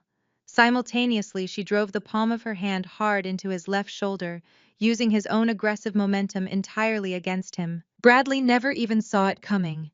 His feet flew out from under him. He went airborne for a split second before crashing face first into the muddy lawn with a sickening thud. The impact drove the breath from his lungs in a sharp, pathetic wheeze. Mud splattered across his tailored Italian suit and coated the side of his face. Jasmine stood casually over him, brushing a microscopic speck of dirt off her immaculate blazer. She looked down at her brother-in-law with a mixture of absolute disgust and surgical amusement. "You have always been so utterly predictable," Bradley. Jasmine drawled, her voice dripping with venomous mockery. "Every single time you lose, you throw a violent tantrum. Do you remember when Kevin beat you at that racing video game on Thanksgiving, and you hurled the controller straight through your father's new flat-screen television? Do you remember when you missed a simple putt at the country club tournament and smashed your custom driver against a golf cart until the shaft snapped? You have the emotional regulation of a spoiled toddler. But this is not a game you can reset, Bradley. You cannot just buy a new television to fix this." Two federal agents immediately descended on the fallen man. They drove their knees heavily into his back, pinning him firmly against the wet earth. Bradley thrashed and spat mud, his voice reduced to a pathetic sobbing whine as they aggressively wrenched his arms behind his back and secured heavy steel handcuffs around his wrists. The loud metallic click echoed through the quiet neighborhood, finalizing his physical captivity. I walked slowly across the grass, stopping just inches from his head. I looked down at the man who had tormented me, betrayed me, and tried to leave me with nothing. His cheek was pressed into the dirt. He looked up at me, his eyes leaking tears of absolute defeat. "My money," Bradley whimpered, his voice muffled by the mud. "That was my money. You had no right." "It was never your money, Bradley," I said, my voice cold and completely devoid of pity. "And the federal government did not just seize your cryptocurrency to hold it in a vault. They already redistributed it." Bradley stopped thrashing. He stared up at me, his chest heaving against the pressure of the agent's knee. "Redistributed it," he choked out. I smiled, feeling a profound, radiant warmth spread through my chest. Jasmine and I did not just hand over the account numbers. We handed over the comprehensive list of your victims. We tracked every single deposit that went into that cold storage wallet. We proved exactly where that $8 million originated. It came from those fake high-pressure real estate investment seminars you hosted across the state. The ones where you specifically targeted vulnerable elderly couples. Bradley squeezed his eyes shut, shaking his head against the grass. "You preyed on grandmothers and grandfathers," I continued, my voice rising so the entire street could hear. "You sold them worthless timeshares and phantom commercial properties. You drained their retirement accounts, stole their pensions, and funneled their life savings into your little digital vault. Well, the United States Treasury works remarkably fast when presented with an airtight forensic audit. Every single coin in that wallet was legally seized, liquidated, and earmarked for total restitution. I leaned down, bringing my face closer to his muddy ear. By tomorrow morning, hundreds of elderly victims will be receiving federal checks restoring their stolen retirements, I whispered. You are not just going to federal prison, Bradley. You are going to prison utterly and completely penniless. You do not have a house. You do not have a car. You do not have a wife. You do not even have a single digital coin to your name. You are a broke, pathetic fraud, and the whole world finally knows it. Bradley's face went completely slack against the wet grass. The furious fight drained out of his body in a single shuddering breath, leaving nothing but a hollow, trembling shell of a man. He did not yell. He did not struggle. He simply lay there in the mud, staring blankly at my shoes as the federal agents hauled him roughly to his feet. He looked like a deflated balloon. His custom Italian suit ruined his bottomless arrogance, completely eradicated by the sheer mathematical reality of his absolute ruin. Before the agents could march him toward the waiting federal vehicles, the aggressive screech of heavy tires shattered the quiet night. A massive white van, emblazoned with the bright red logo of Channel 7 Action News, jumped the curb at the end of the street. Its towering satellite dish was already fully extended, humming with electrical power. I glanced over my shoulder and caught Jasmine slipping her smartphone back into her tailored blazer pocket. She offered me a slow, razor-sharp smile. Whistleblowers should always ensure maximum transparency, she whispered, her eyes dancing with surgical amusement. I thought the 6 o'clock broadcast could use a little exclusive breaking news. The side doors of the news van slid open violently before the vehicle even came to a complete stop. A highly coordinated swarm of reporters, producers, and heavily armed cameramen spilled out onto the asphalt like a pack of starving wolves catching the scent of fresh blood. Harsh, blinding camera lights ignited instantly, transforming the dark, muddy cul-de-sac into a brilliantly illuminated theatrical stage. They surged up the driveway, completely ignoring the flashing police lights and the imposing federal agents. Microphones were thrust forward like weapons. The lead reporter, a sharp-featured woman renowned across the state for tearing apart corrupt politicians, marched straight toward the open door of the federal SUV where Barbara was currently being processed. Barbara Wilson, the reporter, shouted, her voice cutting through the chaotic din of idling engines and police radios. Channel 7 News. Are you aware that a federal warrant has been issued for your arrest regarding the embezzlement of pediatric cancer charity funds? Can you confirm the allegations that you systematically stole millions of donated dollars to fund your luxury lifestyle? Barbara let out a high-pitched shriek of pure, unadulterated terror. The flashing camera lights caught her perfectly in their unforgiving glare. Her expensive cashmere wrap was slipping off her shoulders, and her meticulously styled hair was frizzing uncontrollably in the damp night air. Desperate to shield her lifted, panicked face from the high-definition lenses, broadcasting live to the entire state, Barbara awkwardly twisted her handcuffed wrists. She managed to snatch her massive, customized Himalayan crocodile Birkin bag off the leather seat of the SUV.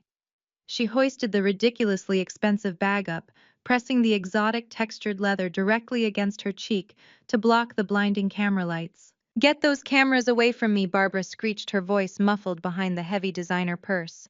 "I have no comment. I am a victim of a vicious coordinated smear campaign. You are violating my privacy. I demand you turn those cameras off this instant." I stepped directly into the glaring spotlight, standing shoulder to shoulder with the lead reporter. I looked right into the primary camera lens, ensuring my voice was loud, clear, and perfectly articulated. "That bag she is hiding behind is a fascinating piece of evidence," I announced, pointing directly at the trembling crocodile purse. "That is a custom Hermes Birkin. It retails for exactly $85,000. Barbara Wilson did not buy that bag with her own money. She purchased it 3 years ago using a platinum credit card directly tied to the Hope for Tomorrow Pediatric Oncology Foundation. She literally took chemotherapy funding away from dying children so she could carry her lipstick in an exotic reptile skin. The transaction records proving this purchase are currently sitting in a federal evidence locker." The reporter gasped, her eyes widening with journalistic delight. She instantly pivoted her microphone back to Barbara, practically shoving it into the crocodile leather. Mrs. Wilson, what do you have to say to your daughter-in-law's accusations? Did you actually steal from dying children to buy designer accessories? How long have you been defrauding this charity? Barbara lowered the bag just an inch, her eyes wide and glassy with sheer suffocating panic. She looked like a deer trapped in the headlights of a speeding freight train. She opened her mouth to speak, but only a dry, rattling wheeze escaped her throat.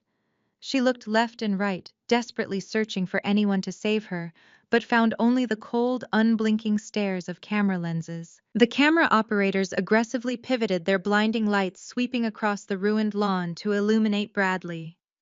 He was covered in thick, dark mud, his expensive suit torn at the shoulder, looking utterly defeated. The federal agents gripped his arms tightly, marching him toward the secondary transport vehicle. "And what about your son?" The reporter continued, her voice ringing with professional triumph as she spoke directly to the live broadcast audience. "Bradley Wilson, prominent local real estate developer, currently being escorted away in federal custody.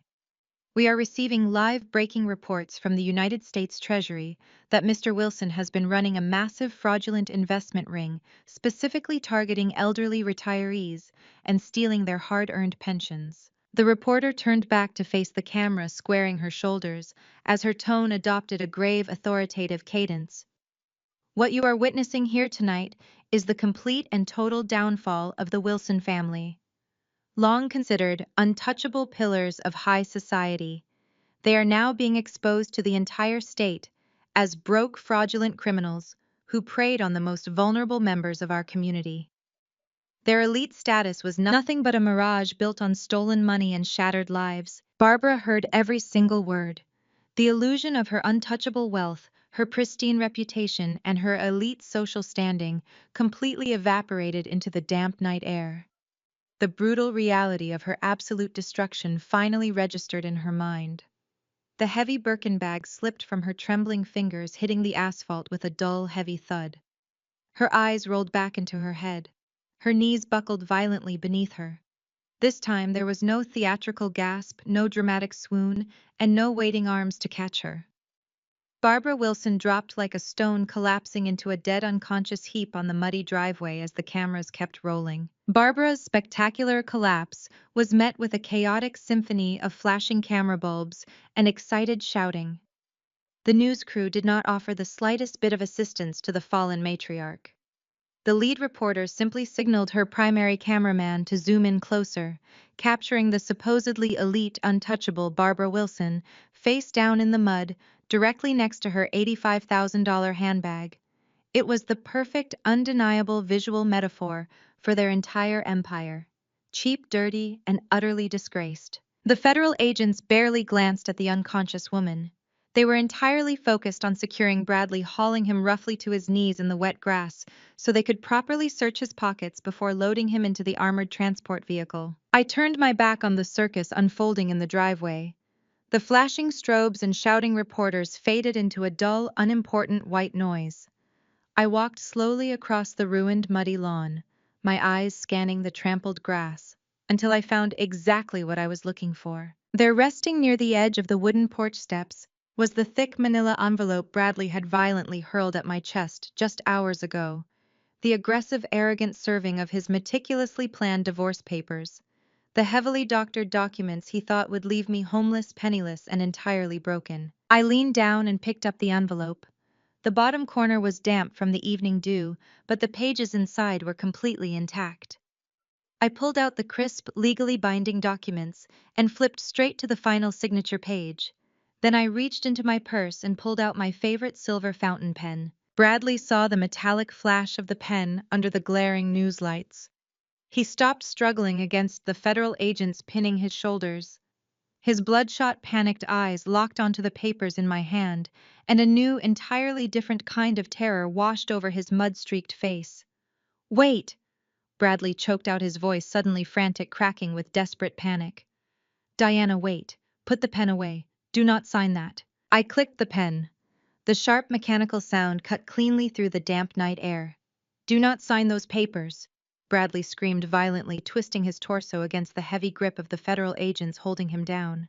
"You cannot sign them, Diana. We need to talk about this. We can figure this out. We can fix it. We are still married. We are still husband and wife. I paused, looking down at him with genuine clinical curiosity. The sheer whiplash of his desperation was absolutely fascinating to witness.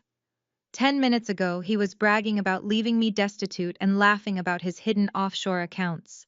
Now he was actively begging me to remain his wife. Why the sudden change of heart, Bradley? I asked, stepping closer to where he was kneeling in the wet grass.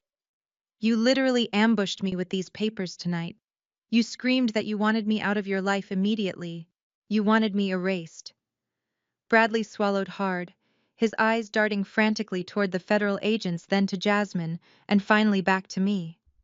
His mind was racing at 1,000,000 miles an hour, trying desperately to calculate a new equation for his survival. If you sign those, the divorce is finalized, he stammered, his chest heaving with ragged, panicked breaths. If we are legally divorced, the federal prosecutors can subpoena you. They can force you to take the witness stand, Diana. They can compel you to testify against me in open federal court. But if we stay married, if you just put that pen down and do not sign those papers, I can invoke spousal privilege. The law clearly says a wife cannot be forced to testify against her husband. We can claim marital immunity. You can protect me, Diana. Please, just put the pen down and walk away. I was actually crying now, real pathetic tears tracking through the thick dirt smeared across his cheeks. He was staring at me like a drowning man begging for a life preserver. He genuinely truly believed that after 5 years of serial infidelity, systematic financial abuse, and relentless psychological manipulation, he could still weaponize our sacred marriage vows to save himself from a federal prison sentence. A sharp, highly musical laugh rang out across the lawn. Jasmine stepped forward, shaking her head in absolute, unadulterated disbelief. She looked down at Bradley, her expression a perfect, lethal mix of professional triumph and sheer pity. You really are the worst, most arrogant con artist in this entire state, Bradley, Jasmine said, her voice carrying easily over the commotion of the reporters in the driveway. You spent so much time and energy plotting to completely destroy Diana that you completely forgot to consult a competent attorney. Bradley glared up at her, his jaw trembling with suppressed rage. What are you talking about? Spousal privilege is an absolute fundamental legal right. It is a right that only applies to intact, legally recognized partnerships. Jasmine corrected smoothly, taking a deliberate step closer to tower over his kneeling form. But you did not just file for a standard amicable no-fault divorce, Bradley. You got incredibly greedy. You wanted to make absolutely sure Diana got nothing in the settlement.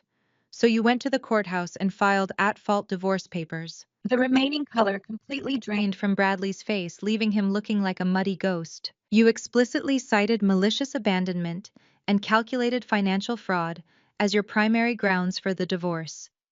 Jasmine continued, her words landing like heavy physical blows against his fragile ego. You formally submitted legally binding documents to the state court, declaring that your wife was a hostile, antagonistic entity who actively worked to destroy your life. You put it permanently on the public record. No, Bradley whispered, his eyes widening in absolute horror as the inescapable legal trap he built for himself finally snapped shut. Yes, Jasmine smiled, a cold, brilliant, terrifying expression. By legally declaring the marriage adversarial and formally accusing her of fraud, you completely severed the marital sanctuary.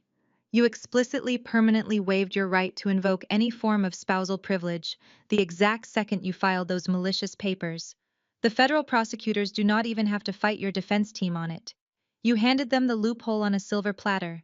She can testify against you for days, she can hand over every piece of evidence she gathered, and there is absolutely nothing your high-priced lawyers can do to stop it. You played yourself, Bradley. Bradley let out a hollow, agonizing groan. He slumped forward, his chin resting heavily on his chest. His grand master plan had been completely dismantled by his own arrogant greed. He had handed me the exact precise weapon I needed to ensure he spent the next 20 years behind concrete walls. I looked down at the signature line on the divorce papers. The crisp white paper practically glowed under the harsh ambient light spilling over from the news cameras.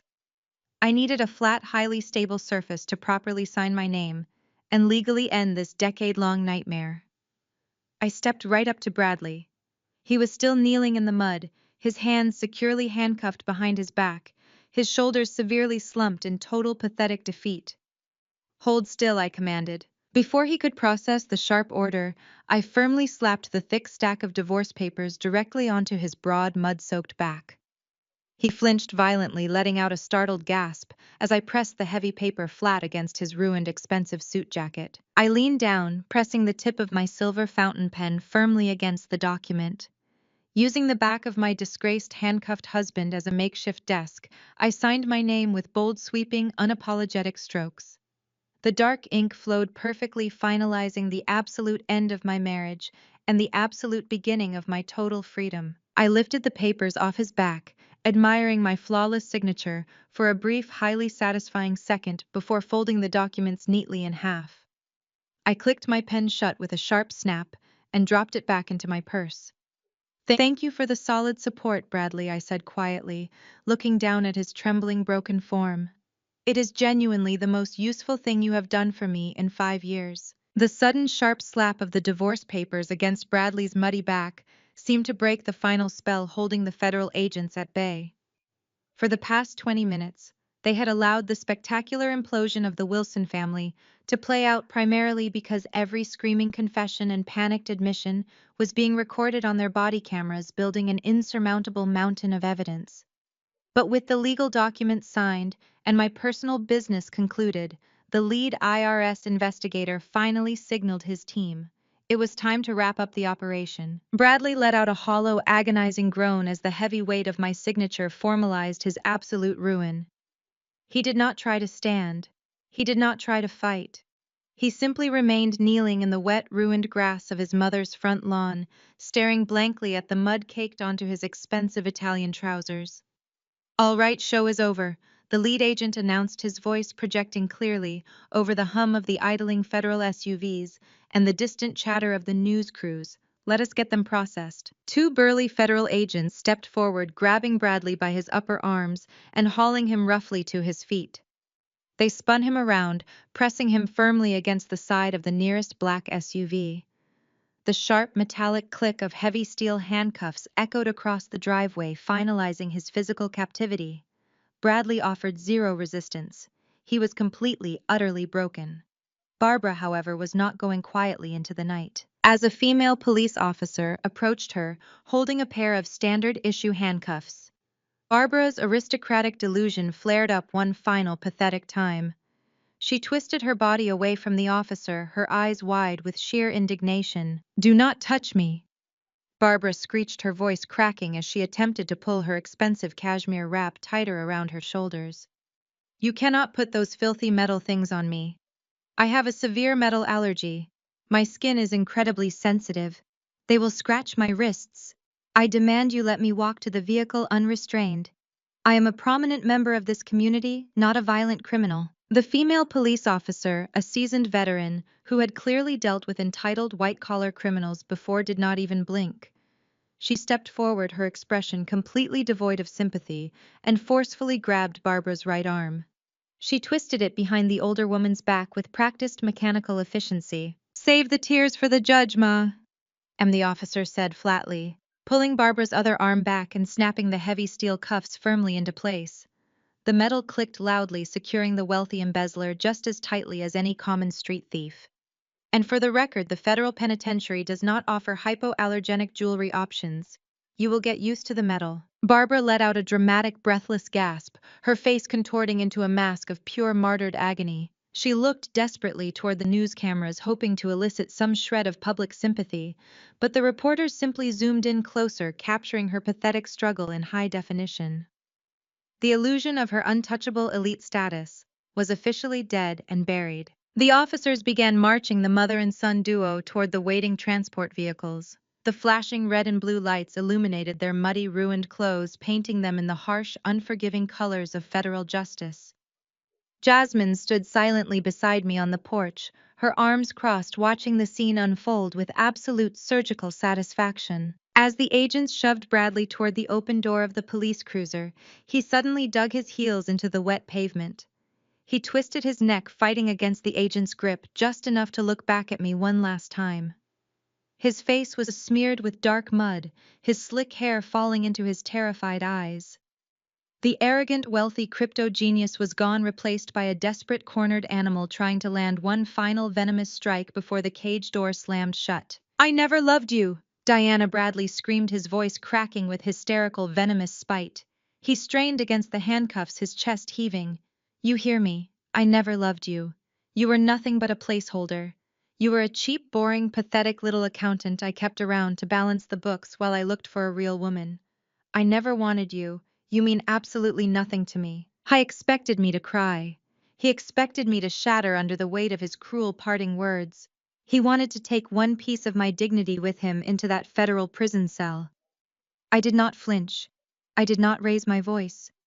I simply walked slowly down the wooden porch steps, closing the distance until I was standing just a few feet away from the open door of the police cruiser. The federal agents paused, allowing me this final closing moment. I looked at Bradley, my expression completely calm, completely detached. "I know you never loved me, Bradley," I said, my voice quiet, steady, and incredibly dangerous. "I have known that for a very long time. But you see, while you were busy convincing yourself that I was just a boring, pathetic little accountant, I was busy auditing every single hidden corner of your family's history. I did not just look at your offshore bank accounts, Bradley. I looked at the original trust documents. I looked at the medical records your mother desperately tried to seal 35 years ago." Barbara, who was being loaded into the adjacent SUV, suddenly froze. Her head snapped toward me, her eyes widening in absolute paralyzing terror. "No," Barbara choked out, her voice barely a whisper.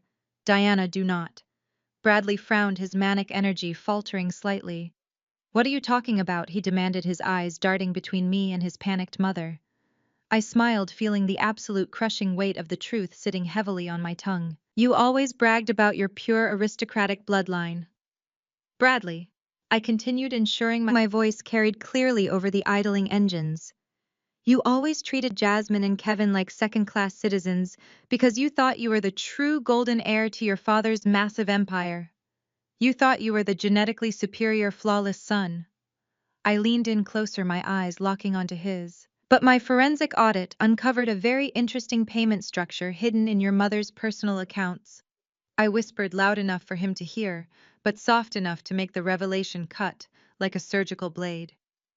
"Your mother has been paying $50,000 a year every single year to a man named Carlos Ramirez, a man who worked as the lead pool maintenance technician at your local country club exactly 36 years ago." Bradley's jaw dropped. The color completely drained from his mud-smeared face. He stared at me, his brain desperately trying to reject the mathematical reality of what I was saying. I pulled out my phone, unlocking the screen with a single tap. I held it up, displaying a digitized copy of a highly confidential, legally subpoenaed DNA paternity test. "Your father was sterile, Bradley," I said, delivering the final devastating blow. "He suffered from a severe medical condition that made it biologically impossible for him to conceive a child. Kevin was adopted legally and openly. But you were your mother's desperate, frantic attempt to secure her position in this wealthy family before your father realized she was cheating on him with the pool boy." Bradley stopped breathing. He looked at his mother, who had completely collapsed against the side of the federal SUV, her face buried in her hands, sobbing uncontrollably. The absolute truth was written clearly in her complete, devastating surrender. "You are not the golden heir, Bradley," I concluded, stepping back from the police cruiser. "You do not have a single drop of aristocratic blood in your veins. You are a biological fraud, a financial fraud, and a complete failure." The federal agent shoved Bradley's head down, forcing his limp, unresponsive body into the back of the police cruiser. The heavy door slammed shut with a deafening final thud, sealing the fake golden boy inside his cage. The heavy metal door of the police cruiser vibrated with the aggressive force of the slam. Inside the dark, secure cabin, Bradley pressed his mud-smeared face against the reinforced glass. His eyes were wide, bloodshot, and completely unblinking. He was trapped, but the window had been rolled down just a crack by the arresting officer, ensuring he could hear every single word spoken on the illuminated lawn. The local news reporters, who had been frantically filming the arrests, suddenly went entirely silent. The biological revelation I had just dropped regarding his paternity was so deeply scandalous that even seasoned journalists needed a second to process the sheer magnitude of the aristocratic collapse. Then all at once, a chaotic frenzy of microphones and camera flashes erupted. I turned away from Bradley's cruiser and walked deliberately toward the second federal SUV where Barbara was secured. She was slumped against the leather seat, weeping hysterically, her expensive cashmere wrap covered in driveway mud. I stood outside the open door, making sure the camera microphones could easily pick up my voice over the idling engines. "You built your entire identity on being genetically superior to everyone else. Barbara," I said, my tone clinical and loud. "You tormented Jasmine because of her race. You tormented Kevin because he was adopted. You told anyone who would listen that your bloodline was pure elite and untouchable. But your entire life was a cheap, hypocritical illusion." I pulled the thick manila folder from my leather tote bag and held up a highlighted spreadsheet for the cameras to capture. While tracking the stolen charity funds, I noticed a very specific recurring anomaly in your personal ledger. Every January for the last 35 years, exactly $50,000 was wired from your personal offshore account to a small shell company in Florida. My forensic software traced that corporate entity directly back to Carlos Ramirez. You paid him over $1.7 million in hush money to keep him quiet and to keep him away from Bradley. Barbara squeezed her eyes shut, sobbing so hard she could barely breathe. The local reporters were practically shouting the sordid details into their live broadcasts. The self-proclaimed queen of the local country club, the woman who constantly bragged about her prestigious, flawless lineage, had engaged in a decades-long affair with the pool maintenance technician and paid him off with stolen funds. Her reputation was not just damaged, it was completely, permanently eradicated. Jasmine stepped up beside me, her arms crossed confidently, her tailored suit looking impeccable under the harsh police lights. "And just to ensure our legal case was completely bulletproof," Jasmine announced, her clear voice ringing with professional triumph, "I legally subpoenaed Bradley's recent medical records from the boutique fertility clinic. We ran a routine cross-reference against the National DNA Registry. The genetic markers matched Carlos Ramirez perfectly. There is zero biological connection between Bradley and the man who built the Wilson family empire. He is a complete genetic fraud." Bradley slammed his cuffed hands against the police cruiser window, howling in sheer, unadulterated agony. The muffled sound of his screams leaked through the cracked glass. His entire identity, his fundamental belief that he was inherently better than everyone else, had been mathematically and scientifically destroyed. He was not a wealthy heir. He was the son of a pool boy funded by charity fraud. Kevin had been standing near the edge of the driveway watching the spectacular downfall of the people who had abused him for his entire life. As the truth settled over the chaotic yard, he slowly walked forward. He stopped halfway between the two federal vehicles, looking at his mother with a profound, terrifying emptiness. "You treated me like absolute garbage my entire life," Kevin said, his voice carrying a heavy, quiet power that silenced the murmuring reporters. "You told me I should be grateful you even let me sit at the dining table because I was just a charity case. You stole my college tuition. You forced me into massive student debt just to protect your perfect biological heir." I looked at Kevin and smiled warmly. "But that is where the law becomes incredibly poetic, Kevin," I said, stepping forward. I pulled a final crisp document from my folder. "When your late father passed away, he left behind a secondary, highly protected, legitimate trust. It contained the remaining unseized assets of his original real estate empire. Barbara could never touch it because your father suspected her infidelity right before he died. He quietly updated the terms of that trust with a very specific ironclad fidelity clause." Jasmine took the document from my hand, turning to face her husband. "The clause explicitly disinherits any non-biological children born of marital infidelity," Jasmine explained, handing the paperwork to Kevin. "Your father knew Bradley was not his son. He gathered the evidence years ago, but kept it quiet to avoid a public scandal. However, the trust specifically protects and includes any children legally and formally adopted by him. He filed your adoption papers himself, Kevin. He made sure you were recognized as his true legal son." Kevin stared at the legal document, his eyes scanning the bold text as the magnificent reality of the situation locked into place. He looked up, his breathing shallow with shock. Because Bradley is the product of an illicit affair, he is legally stripped of all inheritance rights, I concluded, making sure I spoke loud enough for Bradley to hear through the window of the cruiser.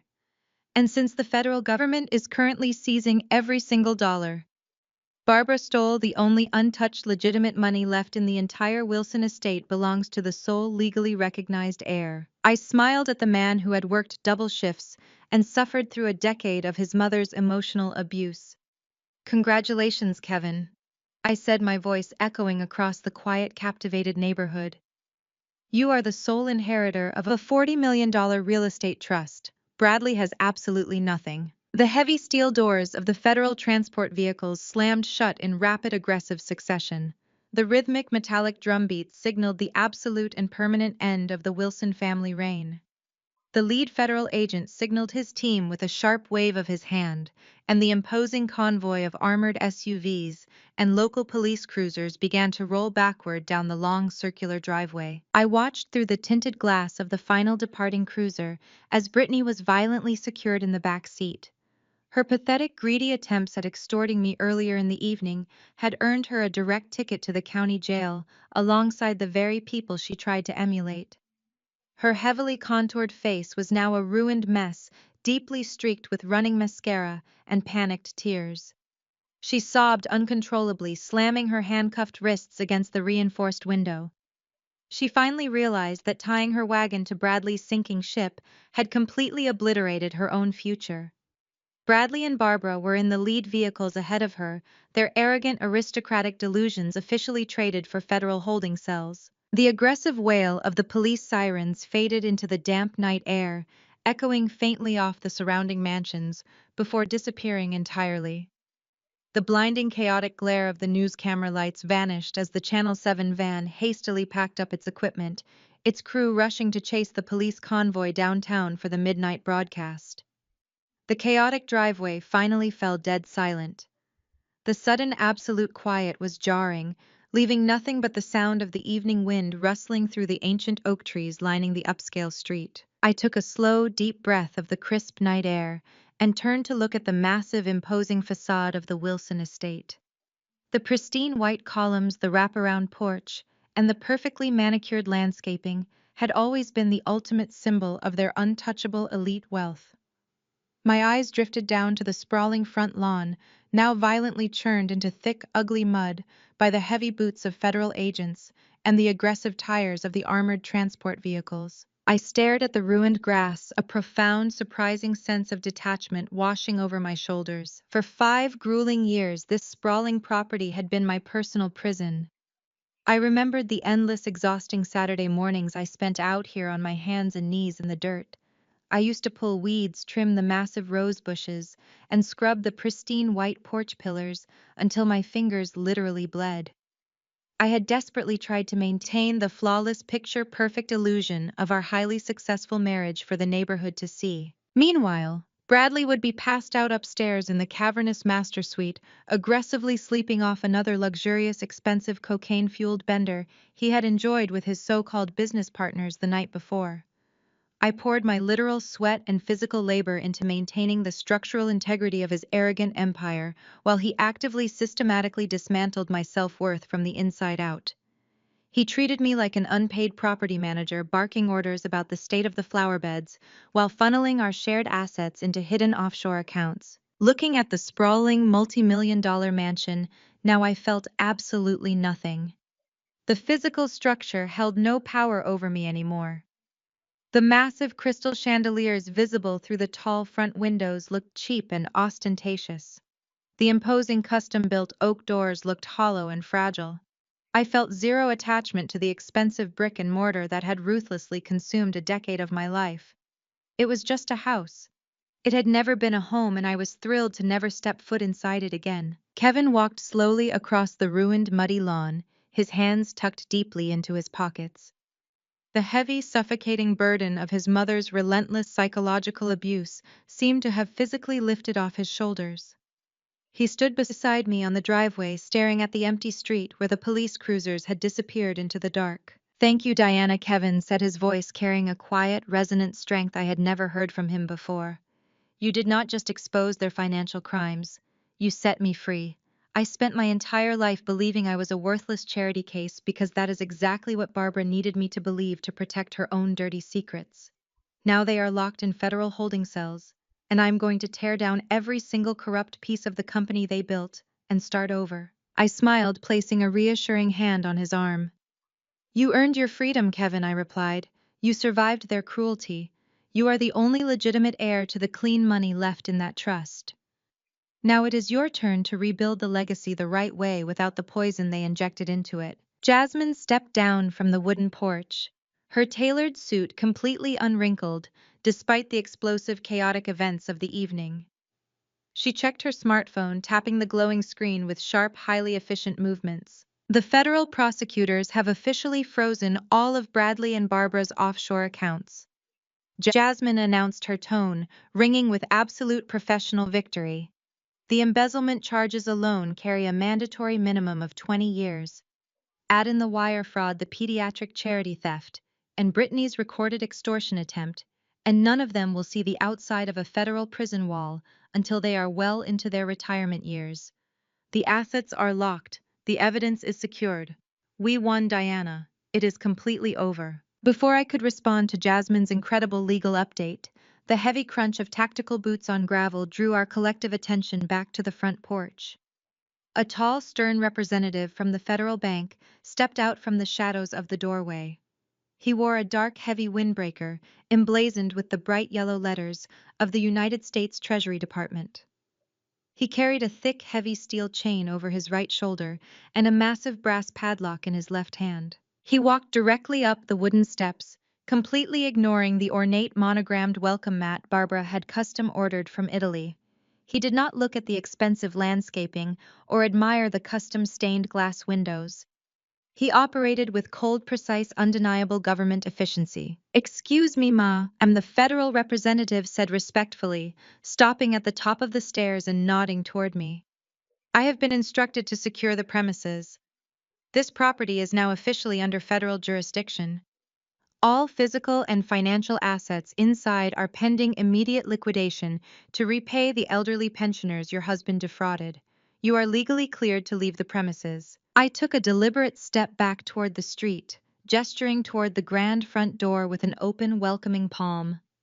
"Be my guest," I said smoothly, a genuine smile breaking across my face. The agent turned and looped the heavy steel chain tightly through the ornate brass handles of the double doors, pulling the metal violently tight.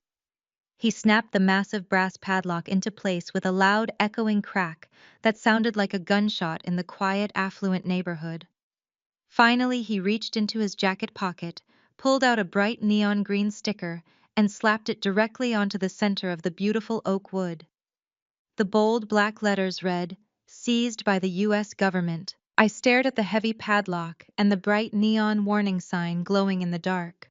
The last physical chain binding me to Bradley Wilson was officially severed. I turned my back on the massive estate, walking down the driveway alongside Jasmine and Kevin. The darkest chapter of my life was completely, irreversibly closed. We reached the edge of the sidewalk, the three of us standing shoulder to shoulder under the pale yellow glow of a single street lamp. The crisp night air finally felt entirely breathable. I took a long, deep inhale, filling my lungs with the absolute silence of the affluent neighborhood. There were no more lies to uphold. There were no more performances to stage. We were simply three survivors standing in the wreckage of a fraudulent empire. Kevin shoved his hands deeper into his pockets, staring down at the asphalt. He let out a long, shuddering breath that sounded like a physical release of decades of psychological pressure. "I cannot believe it is actually over," he said quietly, shaking his head. "Tomorrow morning I have to wake up and somehow process the fact that I am the sole heir to a $40 million trust. I do not even know where to begin. I do not have a lawyer. I do not have a financial advisor. I have spent my entire life just trying to survive Barbara's daily psychological warfare." Jasmine offered him a warm, highly professional smile. "You do not need to figure it all out tonight, Kevin," she reassured him, her tone shifting seamlessly from lethal litigator to supportive counsel. "The federal prosecutors will be busy dismantling Bradley and Barbara's illegal assets for months. The legitimate trust left by your father is locked behind an impenetrable fidelity clause. Your money is completely safe. I have a list of 3 highly respected, fiercely independent trust attorneys who specialize in protecting high net worth individuals from greedy relatives. I will email their contact information to you right now. Kevin looked at Jasmine, profound gratitude swimming in his exhausted eyes. Thank you, Jasmine, truly, for everything you both did tonight. He turned to me, wrapping me in a sudden, fiercely tight embrace. It was the first time in 10 years I had felt genuine familial warmth from anyone associated with the Wilson name. I hugged him back, resting my chin on his shoulder. Go home, Kevin, I told him softly. Get some sleep. The federal investigators will call us all in for formal depositions by the end of the week. We have a mountain of testimonies to deliver, and we need to be sharp. Kevin nodded, pulling away and offering us one final grateful smile before turning and walking down the dark street toward his parked car. Jasmine and I stood alone on the quiet sidewalk. We watched Kevin's taillights disappear around the corner, leaving us in complete, undisturbed isolation. The imposing locked mansion loomed behind us, a dark tomb of shattered arrogance. Jasmine let out a sharp musical laugh, shaking her head as she leaned back against the wrought iron street lamp. Can you believe the absolute staggering irony of it all? Jasmine asked, her dark eyes flashing with brilliant amusement. For 5 years, Barbara treated me like I was completely invisible. She used to call me the diversity hire behind my back. She told her country club friends that Bradley only kept me on retainer to fulfill some corporate quota. She genuinely believed that my law degree was somehow inferior because I did not come from her fake aristocratic breeding ground. I smiled, turning to fully face the brilliant attorney who had just helped me execute the most flawless legal trap in the history of the state. And Bradley treated me like a glorified calculator, I replied, my voice ringing with hard-earned clarity. He thought I was just a cheap, boring, pathetic little accountant. He actually believed he was the mastermind of his own success. He never realized that I spent 5 years quietly fixing his disastrous financial errors, balancing his cooked books just enough to keep the IRS away, while I gathered my evidence and literally keeping him out of prison through my own invisible unpaid labor. Jasmine nodded, her expression shifting into profound, unbreakable solidarity. We were the outsiders, Diana, she said quietly. We were the women they invited into their pristine, gated community just to do their dirty work. They thought they could use our intellect, drain our energy, and discard us whenever they felt like it. They completely underestimated us. They never realized that the outsiders were the ones actually holding all the real power. We had the intellect. We had the strategy. We simply let them dig their own graves while we quietly held the shovels. We stood in the quiet night, sharing a deeply profound moment of mutual respect. We had walked into the lion's den completely unarmed, and we had walked out wearing the lion's skin. I turned slightly, unzipping the main compartment of my leather tote bag. The night was not quite over. I had one final piece of business to conduct, and this one had absolutely nothing to do with revenge or destruction. This was entirely about building the future. You know, Jasmine, I began, my tone shifting into sharp, authoritative business mode. The federal prosecutors are going to freeze every single asset tied to the Wilson family name. The corporate accounts, the offshore shell companies, the investment portfolios. It is all gone. Bradley's firm is officially dead, which means, technically speaking, you are currently unemployed. Jasmine raised an eyebrow, her lips curving into a slow, curious smile. I suppose I am, she agreed. Though I think adding the total dismantling of a massive criminal enterprise to my resume will probably attract a few high-paying clients.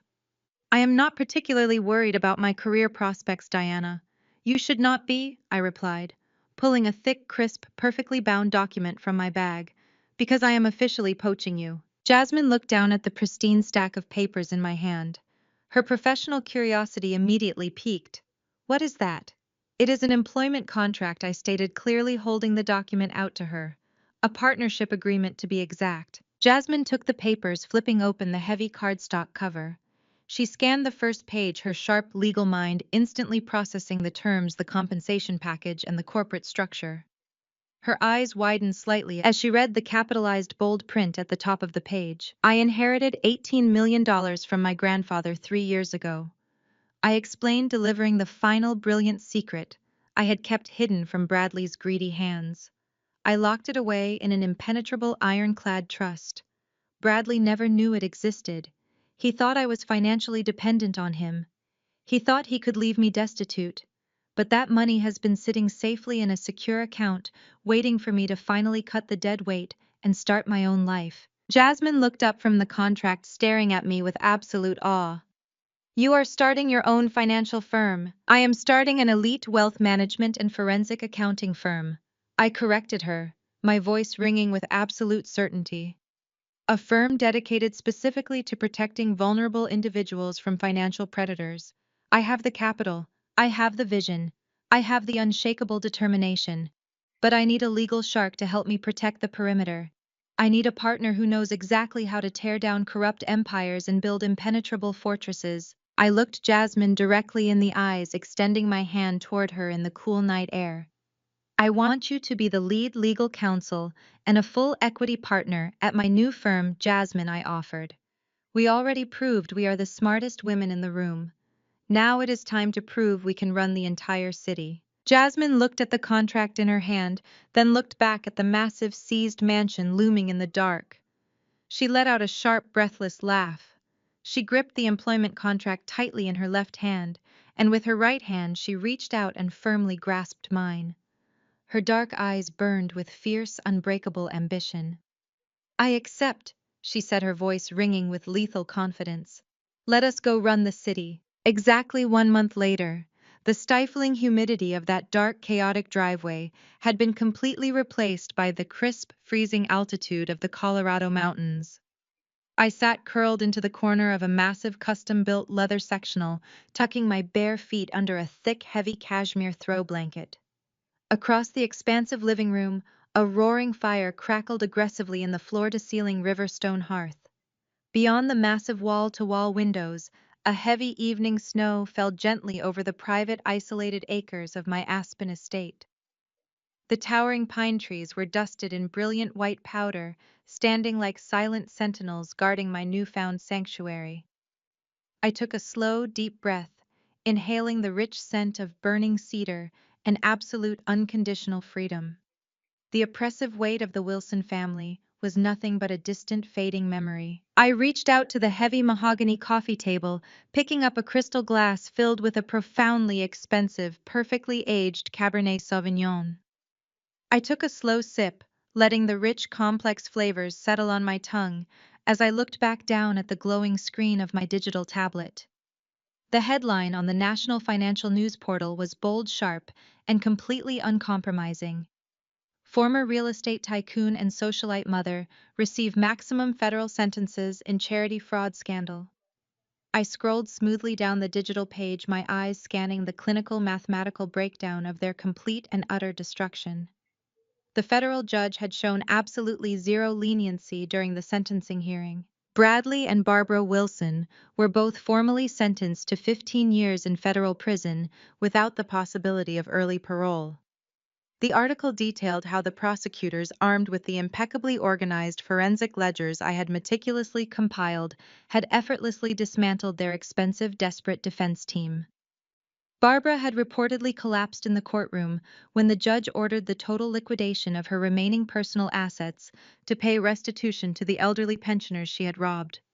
Her beloved country club memberships were permanently revoked, her elite social status was eradicated, and she was currently sitting in a sterile federal facility wearing a standard issue uniform. Bradley had spent the entire trial aggressively blaming everyone else, including his own mother, right up until the bailiff slapped the heavy steel handcuffs back onto his wrists. His arrogant belief in his own superiority had finally met the cold, hard reality of the justice system. Brittany had attempted to negotiate a desperate plea deal, but her recorded extortion attempt left her with a solid 5-year sentence of her own. I set the tablet face down on the table, feeling a profound, sweeping sense of absolute closure. For a decade, I had lived in a constant state of hypervigilance. I had been the exhausted, terrified wife scrubbing driveway stones until my knees bruised and managing the chaotic fallout of Bradley's arrogant addictions. I had allowed them to convince me that my intellect was just a convenient tool for their empire. They had systematically abused me, underestimated me, and tried to discard me like trash. But staring into the warm, roaring fire of my own multi-million-dollar mountain fortress, I realized I had not just survived their psychological warfare. I had weaponized it. I had absorbed every insult, every dismissive comment, and every financial threat, and I had forged it into a blade sharp enough to cut the head off their entire corrupt dynasty. I placed my wine glass next to the tablet and pulled my sleek silver laptop onto my lap. The screen hummed to life, illuminating the dark, quiet room with a crisp white glow. I opened my web browser and navigated directly to the private staging link of my brand new corporate homepage. The design was clean, intimidating, and fiercely professional. The bold silver lettering across the top read, Vanguard Financial Forensics. Beneath the sharp modern logo, the firm's mission statement was laid out in clear, uncompromising language. We are an elite private accounting and legal alliance dedicated exclusively to uncovering financial abuse, tracking hidden marital assets, and protecting vulnerable women during high-stakes divorces. I had taken the $18 million inheritance my grandfather left me and turned it into the ultimate weapon of justice. With Jasmine operating as my lead legal counsel and managing partner, we had built an unstoppable, bulletproof alliance. We were not just another corporate financial firm. We were a highly specialized extraction team. We were going to find the women who were trapped exactly where I had been trapped. We were going to trace the hidden offshore accounts, expose the cooked books, and dismantle the arrogant men who thought they could financially starve their wives into submission. We were going to give them the exact same lethal ammunition I had used to secure my own freedom. A soft chiming notification broke the quiet crackle of the fireplace. An encrypted email alert popped up in the corner of my screen. It was a preliminary inquiry forwarded through Jasmine's secure legal portal. I opened the message, my eyes rapidly scanning the desperate, panicked words of a woman whose husband was currently attempting to drain her business accounts and force her out of her own home. She had no money, no access to her ledgers, and absolutely no idea how to fight back against his high-priced lawyers. She was terrified, isolated, and completely backed into a corner. I smiled, a fierce, protective warmth spreading through my chest. I knew exactly how to destroy the man who was tormenting her. The heavy snow continued to fall silently against the glass as I opened a fresh, encrypted client file. I took one final look at the roaring fire, fully embracing the brilliant, liberated empire I had built from the ashes of my own pain. I pressed my fingers down on the keys, typing my very first client's name into the system, ready to go to war. A profound lesson drawn from these narratives is that true self-worth is never defined by the validation or rejection of a toxic family. Often the people who are supposed to protect and nurture us are the ones who underestimate us the most. However, experiencing such deep betrayal can become a powerful catalyst for personal growth and transformation. True freedom comes from setting firm boundaries, walking away from conditional love, and choosing to build a life surrounded by a chosen family who genuinely values you for who you are. You cannot heal by seeking approval from those who consistently break you. Have you ever had to set difficult boundaries to protect your own peace? Share your story in the comments below.